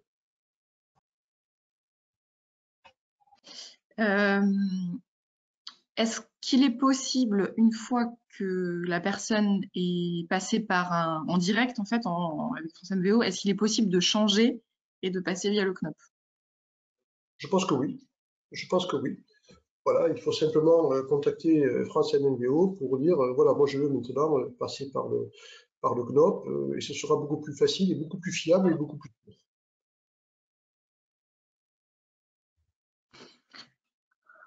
Ok, pour l'instant, sur la sérialisation, attendez, j'en ai d'autres. Ah oui, ça ressort pas mal ça. Est-ce que les éditeurs peuvent imposer de changer les lecteurs? Alors, ils ne peuvent pas imposer, il faut s'assurer que le lecteur soit de bonne qualité. Normalement, c'est parfois pas un problème de qualité du lecteur, mais un problème de réglage du lecteur. Donc, il faut faire attention parce que certains ont tendance à vouloir faire renouveler le matériel plus vite que c'est nécessaire. Ensuite, si vous avez des problèmes de lecteur pour la sérialisation, si vous le faites à la sortie, vous devez changer tous vos lecteurs sur tous vos postes de travail. Si vous faites la sérialisation à l'entrée, donc sur le poste de réception de commande, et bien là, c'est que le lecteur de réception de commande qu'il faudrait éventuellement changer s'il ne permettait pas de faire la sérialisation. Donc, vous voyez, à l'entrée, ça fait faire des économies. Par rapport à ça, justement, il y a certains éditeurs qui incitent fortement donc les pharmaciens à faire à la sortie, la sérialisation à la sortie, parce qu'en gros, ils expliquent que il sera plus possible de déconditionner dans les 10 jours si la vente des médicaments se fait après les 10 jours. Qu'est-ce que vous avez Alors, ça, bon, vous avez bien compris que derrière, sous-jacent à ça, il y avait un combat de prise de position des deux syndicats qui étaient différentes. L'USPO propose qu'on puisse le faire à l'entrée et à la sortie, et l'autre syndicat incite à le faire qu'à la sortie et essaie d'influencer les éditeurs de logiciels pour qu'ils tiennent ce discours. Voilà, au moins c'est clair, c'est dit, parce qu'il y en a marre de tourner autour du pot sur ce sujet. Si vous le faites à l'entrée, effectivement, si vous devez retourner un produit chez votre grossiste répartiteur parce que ce n'était pas le bon dosage, parce qu'il y a une erreur de commande, etc., vous avez 10 jours pour le faire, si vous l'avez décommissionné à l'entrée. Si vous l'avez décommissionné, si vous décommissionnez à la sortie, vous pourrez le retourner quand vous voulez. Sauf que on considère que les bonnes pratiques de la chaîne du médicament, quand il y a retour chez un grossiste répartiteur, il vaut mieux que ce soit dans un délai assez rapide. Et ça vous permet de savoir d'abord qui c'est qui vous l'a expédié pour pouvoir le retourner. Les éditeurs de logiciels donc doivent proposer les deux, c'est beaucoup plus facile. Après, à vous de vous organiser, vous savez que vous avez 10 jours pour le retourner. Si le patient, voilà, ça ne correspond pas à la bonne prescription, parce qu'il y a eu un changement de prescription, etc., et que le patient vous avait demandé de le réserver un petit peu avant. Donc, c'est une organisation qu'il faut avoir pour se sécuriser. Par contre, pour retourner des produits qui sont très anciens dans votre stock chez le grossiste répartiteur, ça va devenir de plus en plus compliqué parce que ça ne correspond pas aux bonnes pratiques. Et puis, si ça clignote en rouge et que vous le faites à l'entrée, ça déclenche automatiquement une enquête. Et donc, on veut savoir si c'est une vraie contrefaçon ou une erreur du laboratoire parce que il a mal saisi, il a mal envoyé ses codes au niveau du hub européen, ou c'est une erreur de lecture, etc. Donc, la plupart des incidents aujourd'hui sont liés à ça, mais il y en a très peu, hein, ça se réduit de plus en plus. Ce qui veut dire que ça marche assez bien. Par contre, si vous le faites à l'entrée, juste pour vérifier, et que vous ne décommissionnez pas, et que ça clignote en rouge, certains se sont cru autorisés à dire « Ah ben je le retourne chez le grossiste répartiteur », sans rien dire, comme ça il le renverra à un autre pharmacien. Ça, les grossistes répartiteurs nous ont envoyé une lettre, c'est Pierre qui l'a reçue, pour dire « Cette procédure-là, cette façon de faire-là n'est pas conforme ». Et entre nous, ils n'ont pas tout à fait tort. Parce que vous avez une information comme quoi le produit serait non dispensable, ne pourrait pas être dispensé, et sans le dire, vous le retourneriez dans la chaîne de traitement des grossistes répartiteurs pour qu'ils le renvoient à un copain. Ce n'est pas des méthodes. Donc s'il y a une alerte, il y a une alerte. Il faut savoir pourquoi il y a une alerte. Donc ceux qui pensent qu'en faisant juste je vérifie à l'entrée, comme ça je peux éventuellement le retourner, et après je fais le décommissionnement à la sortie, d'abord ils font le boulot 2 fois, c'est pas très malin, et cette petite combine a déjà été repérée par les grossistes répartiteurs et ça ne marchera pas. Et donc si on continue à faire ce genre de choses, eh bien la souplesse de retour chez le grossiste répartiteur risque d'être de plus en plus contrainte. Donc il faut faire attention de ne pas donner ce genre de petites combines, ça ne tient pas la route très très longtemps. Donc moi je vous invite à avoir le choix, imposez-vous auprès de votre éditeur de logiciel, choisissez le connecteur du CNOP, c'est beaucoup plus facile, beaucoup plus fiable, et c'est notre indépendance, et faites-le à l'entrée, parce que c'est beaucoup plus cohérent, parce que ça ne sert à rien de payer un produit que vous ne pourrez jamais délivrer. Et ça vous permettra de ne pas être embêté avec votre patient quand vous l'aurez en face de vous en train de délivrer un médicament que vous ne pouvez pas délivrer alors que vous auriez pu le savoir 2 mois auparavant. Je trouve que c'est du bon sens.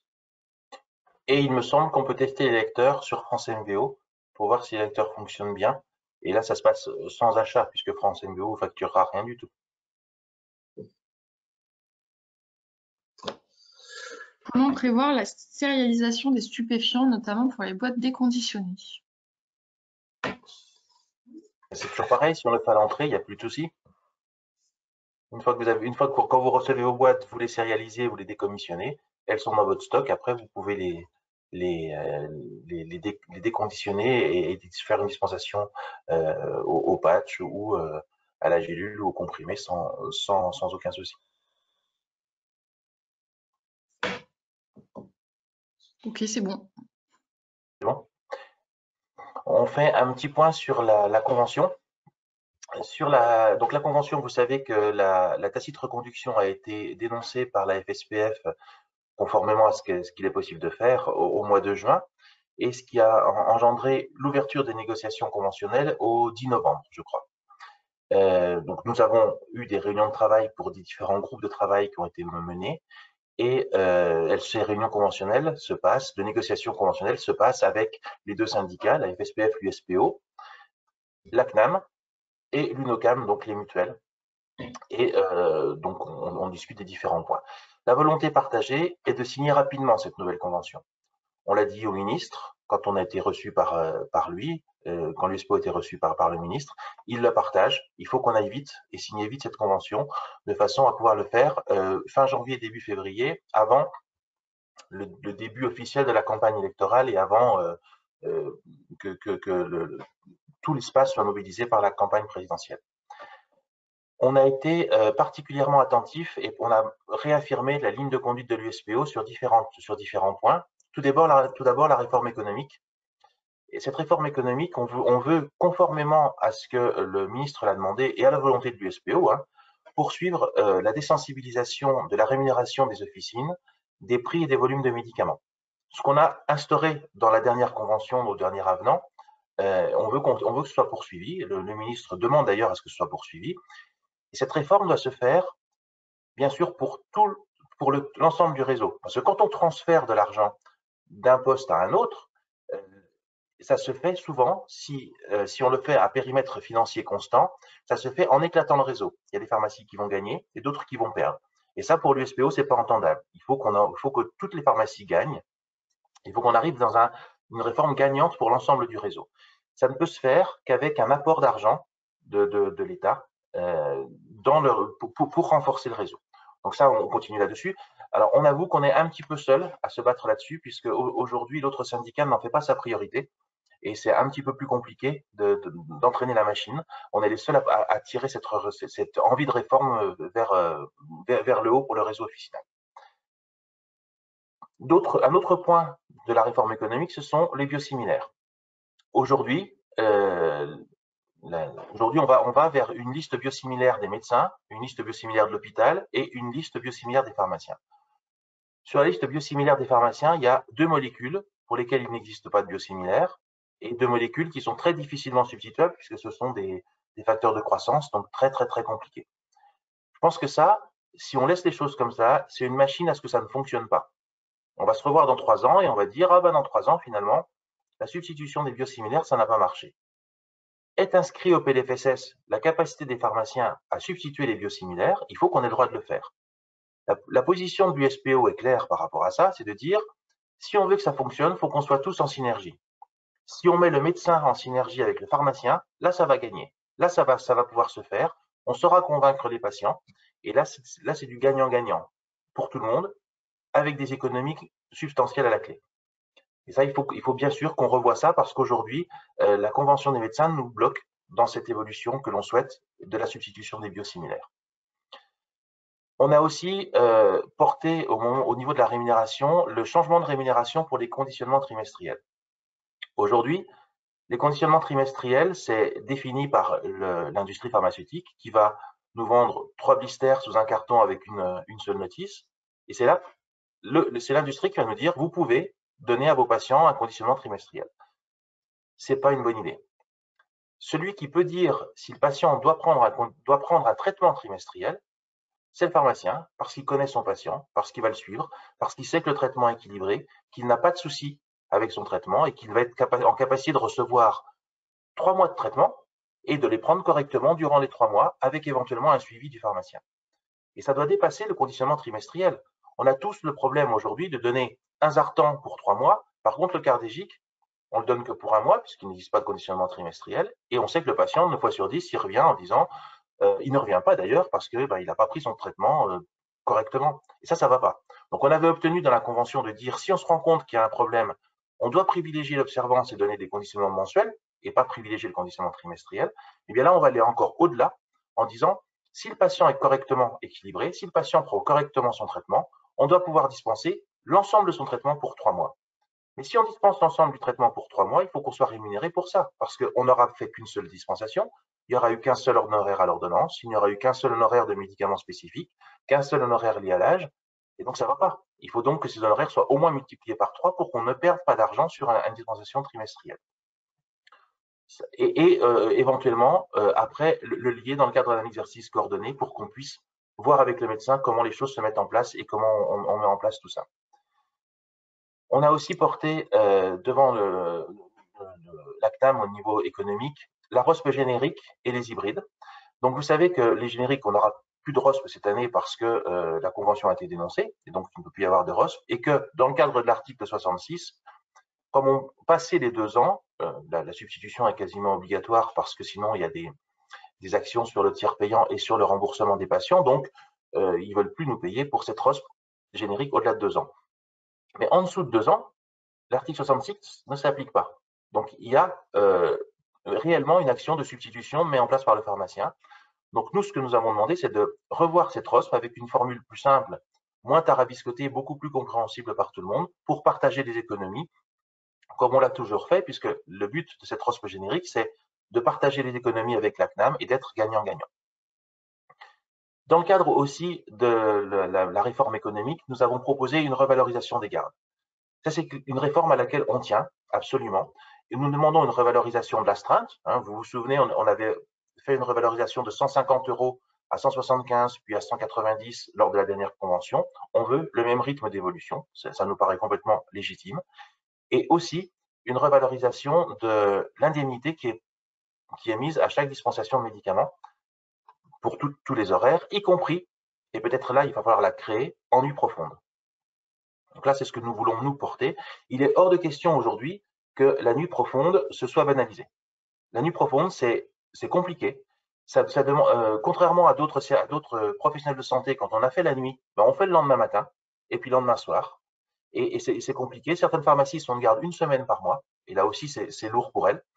Et il n'est pas question qu'un médecin régulateur dise eh ben, je vais vous envoyer à la pharmacie, allez chercher une boîte de Doliprane, de Spasfon ou je ne sais quoi, parce que moi, je ne veux pas réveiller le médecin, et puis vous irez voir le médecin demain, et puis comme ça, vous êtes rassuré, vous allez avoir un traitement. Ce n'est pas ça que l'on veut. On veut que s'il y a une visite médicale, s'il y a un examen médical et qu'il y a une prescription, bien sûr, le pharmacien doit répondre présent puisque c'est son rôle, mais par contre, ne pas banaliser la nuit profonde et faire en sorte de renforcer au contraire le rôle du pharmacien dans cette nuit profonde et ne pas faire que ce soit open bar et banalisé à tout le monde. Ça, c'était sur le volet économique. L'autre volet qui est l'évolution métier, avec plusieurs postes. Un qui, pour nous, maintenant, est une évidence et qui est une leçon tirée de la crise Covid, c'est d'avoir la vaccination pour tous. La vaccination, c'est pour tous et pour tous les vaccins. Alors, pour tous, on ne touche pas aux bébés, bien sûr, parce que le but du pharmacien, c'est d'apporter une plus-value à la vaccination. Or, les enfants, les nourrissons, les enfants sont parfaitement suivis parce qu'il y a des visites pédiatriques qui sont prévues.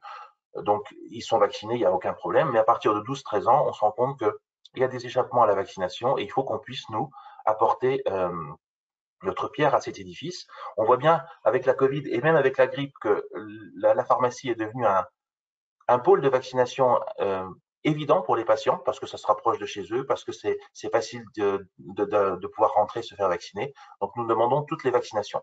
On attend juste l'avis HAS. Ça, globalement, tout le monde va dans le même sens.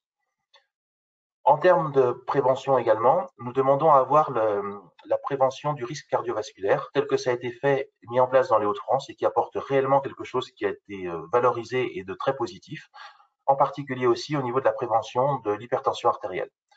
Je vous rappelle juste aussi que lors de la vaccination, moi j'ai nombre de pharmaciens qui me disent, lors de la vaccination Covid, on a fait le suivi pendant les 15 minutes en prenant l'attention des patients tout de suite après avoir injecté et puis au bout des 15 minutes avant de leur renvoyer, parce que c'était ce qu'on nous avait montré et ce qui avait été fait dans les CHU lors des vaccinations des professionnels de santé.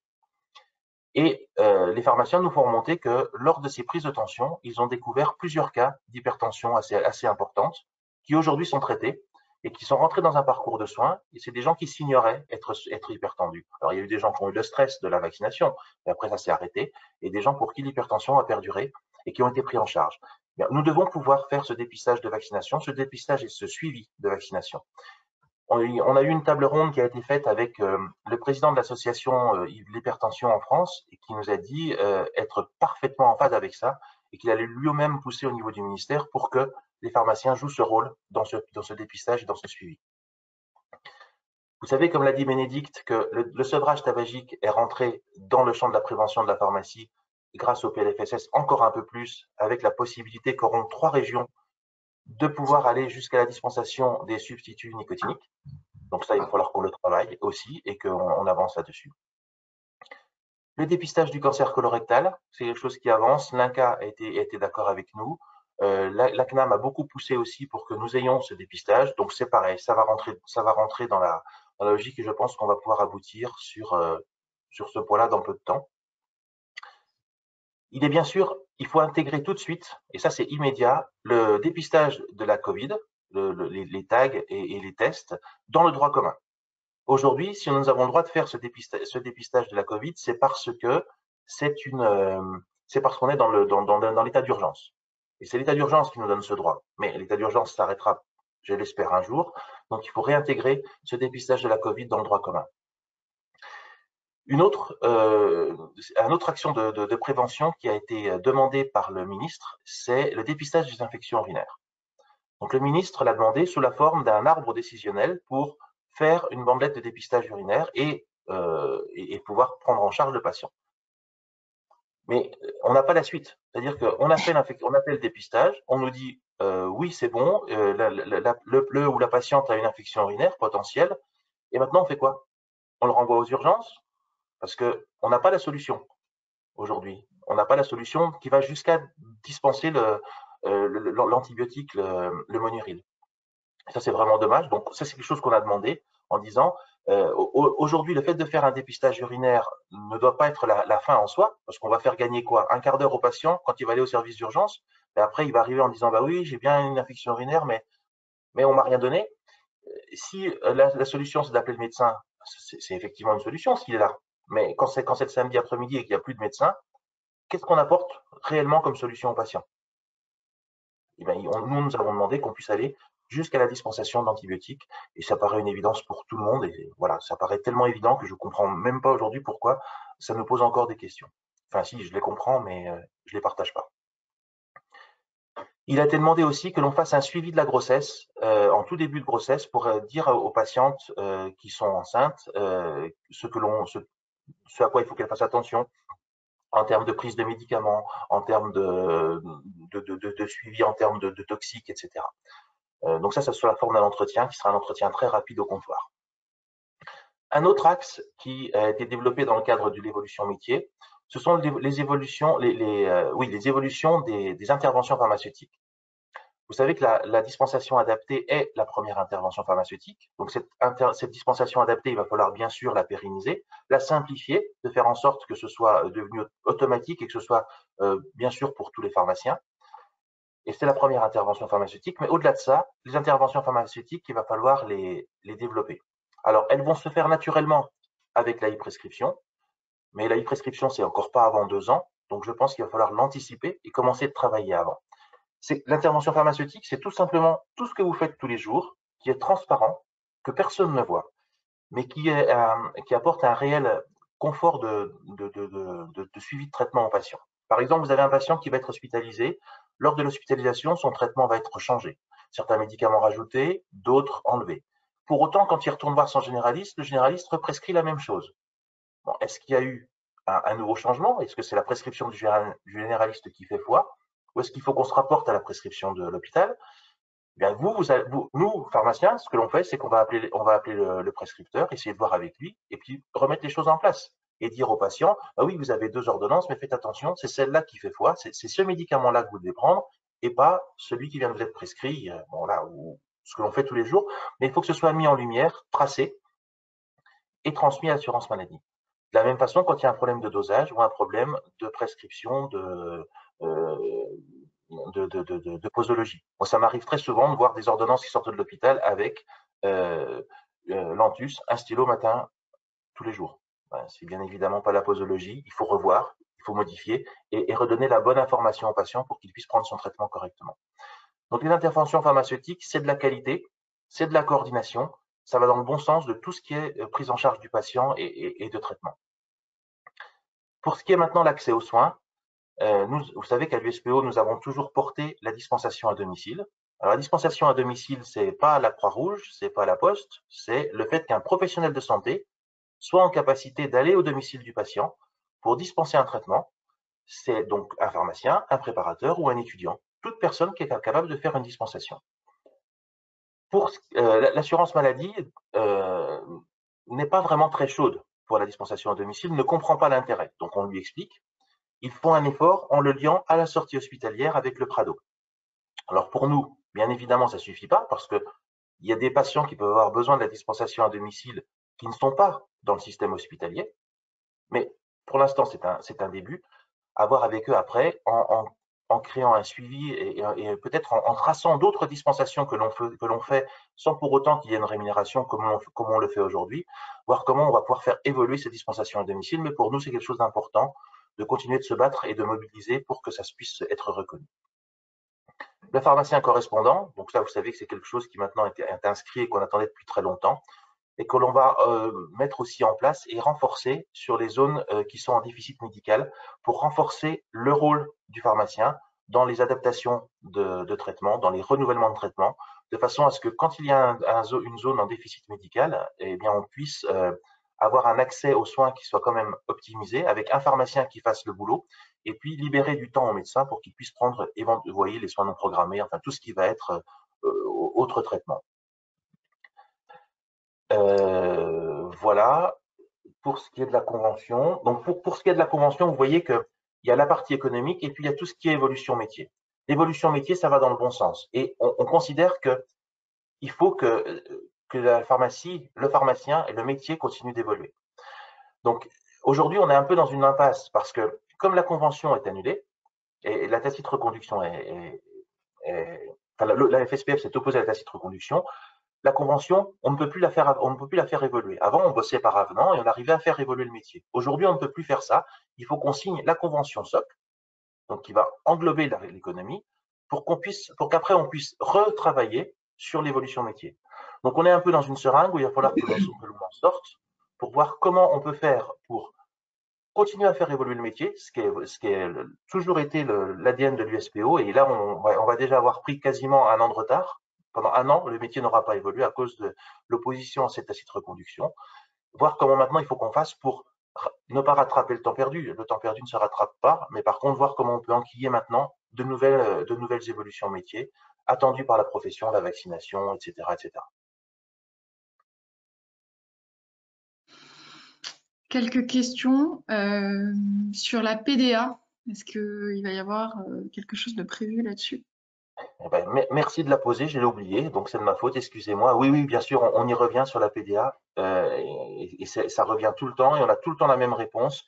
Il nous faut les bonnes pratiques. Tant qu'il n'y a pas les bonnes pratiques, donc un texte qu'on attend depuis 11 ans, 12 ans, du temps de Madame Bachelot, tant qu'on n'a pas ce texte-là, l'assurance maladie ne veut pas avancer. Donc, on va relancer les ministères pour que donc tous les acteurs, hein, que ce soit la CNAM, que ce soit les pharmaciens, en tout cas l'USPO, comptez sur nous, on va relancer ça au niveau du ministère pour que ce texte sorte et qu'enfin on puisse avancer dessus.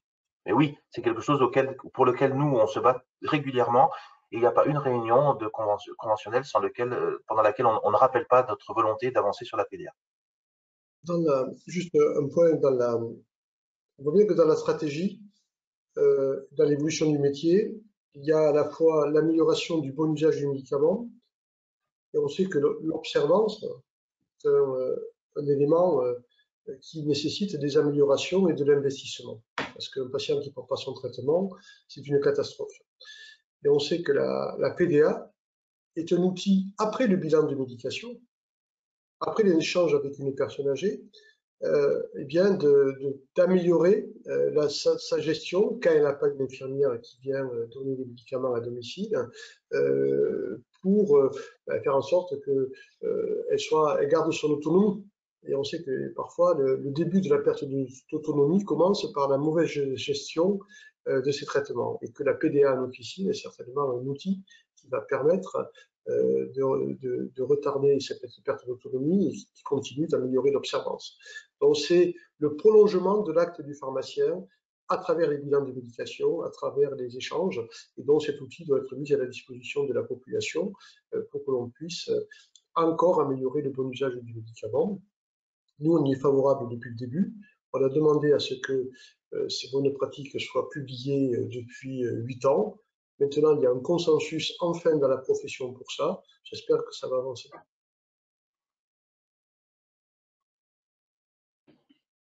Est-ce que vous pouvez nous parler de la délivrance à l'unité des antibiotiques? Il y a des questions. Est-ce que ça va être dans le cadre de la convention ou pas? Alors oui, ça rentre dans le cadre de la convention, effectivement. Donc la dispensation à l'unité de certains antibiotiques dans le cadre de la lutte contre l'antibiorésistance, c'est pour nous la mauvaise réponse à une bonne question. Comment on limite l'antibiorésistance? Et je ne pense pas que la dispensation à l'unité soit cette bonne réponse.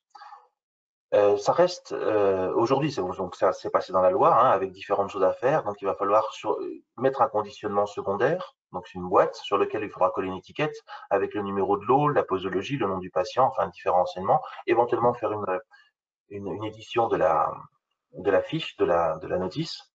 Et puis on a réussi simplement à mettre dans le texte que ce soit dans le cadre de la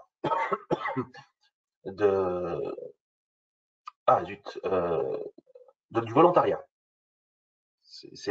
Chaque pharmacien ne le fait que s'il est volontaire pour le faire, il n'y a pas d'obligation à le faire. Nous, ce que nous proposons, c'est que plutôt qu'on doive découper des comprimés, c'est de faire coller le conditionnement aux recommandations et au RCP des médicaments. Si le traitement, c'est un comprimé par jour pendant 6 jours, eh ben, il faut qu'on ait des boîtes de 6 comprimés. Il ne faut pas qu'on ait des boîtes de 8 ou des boîtes de 5. Parce qu'on comprend bien ce qui s'est passé. À un moment donné, il y a eu l'AMM et les boîtes correspondent à l'AMM. Entre-temps, les recommandations changent. Et du coup, le boîtage ne suit pas les nouvelles recommandations. Et là, ça fait que c'est plus en adéquation. Et voilà. Donc là, il faut que l'industriel se mette en conformité avec les nouvelles recommandations. Et puis, honnêtement, découper des comprimés n'a jamais fait que le patient va aller jusqu'au bout de son traitement. Si le patient, au bout de 3 jours, va mieux, c'est pas parce qu'il a le bon nombre de comprimés. S'il s'arrête au bout de 3 jours, ce ne sera pas mieux pour l'antibiorésistance. Et aujourd'hui, on sait que une majeure partie de l'antibiorésistance n'est pas due au fait d'avoir des boîtes qui ne correspondaient pas à la délivrance. L'antibiorésistance est due essentiellement parce que le patient, quand il va mieux au bout de 3 jours, il arrête son traitement. Et que du coup, il garde le reste du traitement. Et ça, on ne pourra rien, sauf à le faire venir tous les jours comme les substituts aux opioïdes. Mais là, c'est un autre problème. Et je ne pense pas qu'on en arrive là. Donc, pour nous, la dispensation à l'unité, c'est vraiment pas la bonne réponse. Ça va exister pour les antibiotiques sur la base du volontariat. Et nous allons demander, bien sûr, une rémunération pour ça. C'est en discussion. Dans le contexte actuel des déserts médicaux, est-ce qu'on ne pourrait pas penser aux dispensations sous protocole indépendamment de la notion d'exercice coordonné au sein d'une CPTS ou d'une MSP? Eh bien si, et on y pense, et on le porte. Et c'est bien ce que je vous ai expliqué pour les bandelettes urinaires, qu'on voulait sortir justement. Aujourd'hui, le protocole de coopération existe pour les bandelettes urinaires dans le cadre des MSP. Eh bien, on veut sortir de ça. On veut sortir de ça, et pas seulement que dans le cadre des CPTS, on veut sortir de ça, de tout exercice coordonné. Par définition, la situation d'urgence ne relève pas d'un exercice coordonné. Qu'il y ait un partage d'informations avec le médecin parce que vous avez délivré du Monuril à une personne qui a ce médecin comme médecin traitant, ça oui, c'est légitime. Mais on ne peut pas dire on met en place une coordination pour traiter des situations d'urgence. C'est trop difficile, c'est trop compliqué. Et puis ça crée des disparités entre les patients, entre ceux qui y ont accès, ceux qui n'ont pas accès. Tout ça, on voit bien que ça n'a pas de sens, que c'est une façon de résister de la part de certains pour ne pas avancer. Mais au bout du bout, on voit bien que tout ça ne tient pas. C'est complètement artificiel. C'est aussi bête que d'empêcher les pharmaciens de vacciner contre la Covid. Voilà. Pourtant, ça a été dit il n'y a pas si longtemps que ça, en début d'année. Vous voyez, il n'y a pas si longtemps. Donc, voilà, c'est comme le coup des biosimilaires. On dit, ah ben, il y a une liste pour les médecins, une liste pour les pharmaciens. Où est la cohérence? Si tu peux changer, n'importe qui peut changer. Voilà. Donc, tout ça est un petit peu de la résistance à l'évolution nécessaire de l'organisation du système de santé et avoir pas forcément des délégations de tâches, mais simplement à un certain moment de répartir les tâches parce que voilà, certains ne peuvent pas tout faire et nous on ne peut pas tout faire non plus. Donc voilà, mais les besoins des patients évoluent, les techniques évoluent, les façons de prendre en charge les patients évoluent, les territoires sont différents. Et donc, il faut s'adapter à ça pour ne pas oublier que c'est le patient au bout qui a besoin de soins. Et c'est ça qui doit guider. J'ai plus beaucoup de questions, peut-être la dernière sur la dématérialisation et toutes les ordonnances qui sont issues de la télémédecine et comment on fait pour les sécuriser et accompagner ces patients et notamment est-ce qu'on l'inscrit dans le cadre de la convention? Ça, c'est un vrai souci. Alors, on l'a signalé, hein, il y a eu des dérives qui ont été faites dans le cadre de la télémédecine durant la crise Covid, où on a été beaucoup plus tolérant par rapport à certaines ordonnances, parce que les cabinets médicaux n'étant pas ouverts, ils nous envoyaient les ordonnances par smartphone, par tout système. Donc on a dit qu'il fallait que ça cesse. Ça, c'est pour nous une évidence aussi. Je pense qu'une partie sera résolue avec la e-prescription. Le fait que la e-prescription soit remise aux patients ou transmise par messagerie sécurisée à la pharmacie sera une réponse à cette dérive de prescription un peu illégale et en tout cas pas sécurisable et pas fiable. Voilà. Mais on fait remonter régulièrement l'assurance maladie, que ce soit en local, régional ou même en commission paritaire nationale, les soucis qui sont inhérents à ce type de prescription, avec un envoi au patient qui peut éditer 25 fois son ordonnance, aller dans 25 pharmacies différentes pour l'avoir, ou alors on ne sait pas d'où ça vient, on ne sait pas qui nous l'envoie. Enfin, tout ça, on le fait remonter, et je pense qu'ils commencent d'en prendre conscience et de voir comment on va pouvoir l'organiser. Je vous redis, la e-prescription est une solution possible. Il y a peut-être un point, Bénédicte, quand on a évoqué la lutte contre l'antibiorésistance, est sorti au journal officiel la semaine dernière, je crois, ce qu'on appelle l'ordonnance conditionnelle. C'est-à-dire que jusqu'à maintenant, ça n'existait pas. Ça devait sortir pour le Molnupiravir, c'est-à-dire en gros, on devait délivrer le médicament qu'à la condition que le test antigénique soit positif et qu'on soit sûr que la personne ait le Covid. Et donc cette ordonnance conditionnelle est faite également pour les antibiotiques. Donc il y a une liste d'antibiotiques, azithromycine, amox, etc. Et en fait, si le médecin fait une ordonnance conditionnelle, ça veut dire qu'on ne délivrera l'antibiotique qu'à la condition que le TROD angine soit positif, c'est-à-dire que ce soit bactérien. Donc on sait qu'il y a les deux portes d'entrée. Hein. D'abord le pharmacien qui fait le test parce qu'il a un doute sur le mot de gorge de la personne. Donc si c'est viral, il fait son conseil. Si c'est bactérien, ben, pour l'instant, il le renvoie chez le médecin pour qu'il prescrive l'ordonnance. Mais ça peut être aussi un médecin qui n'a pas le temps de faire de trop d'angine et qui prescrit l'antibiotique qu'à la condition que le test soit réalisé et soit positif. Donc ça, on sait que ça va prendre du temps, hein, parce qu'avant que les médecins se mettent à ça, on sait que ça va prendre du temps, mais sachez voilà, que ça fait partie d'un des outils qui est mis en place pour lutter contre l'antibiorésistance.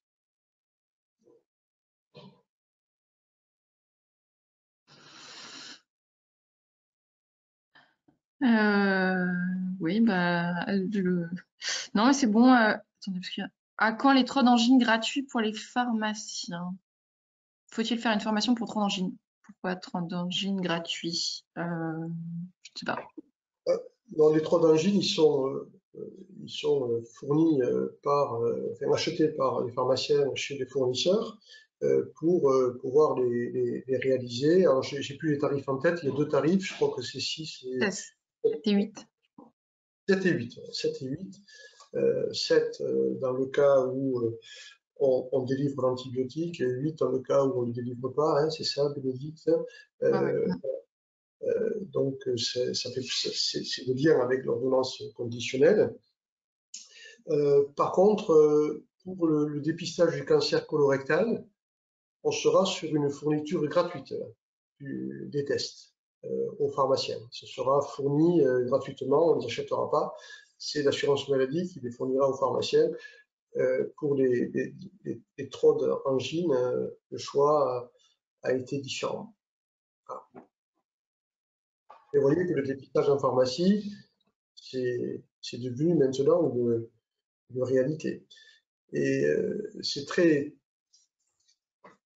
On voit bien que maintenant, la pharmacie va devenir le centre de prévention. C'est dépistage, vaccination. C'est là où il va se passer de plus en plus de choses, et ça fait partie des évolutions très intéressantes du métier, et ça attire des jeunes étudiants à la filière officine. Voilà, on voit que ce métier est en train d'évoluer dans le bon sens. Ok, bah je pense que vu qu'il est 11h57, on peut... Eh bien, écoutez, merci. Merci Gilles, merci Bénédicte. Merci à Sylvie qui va faire un boulot maintenant pour tout couper, tout remettre thème par thème. Merci à vous de nous avoir écoutés et on vous souhaite de bonnes fêtes de fin d'année. Profitez bien et on vous dit à l'année prochaine pour de nouvelles aventures. Voilà. Écoutez, merci à tous. Bonne fête. Merci. Au revoir. Bonne journée.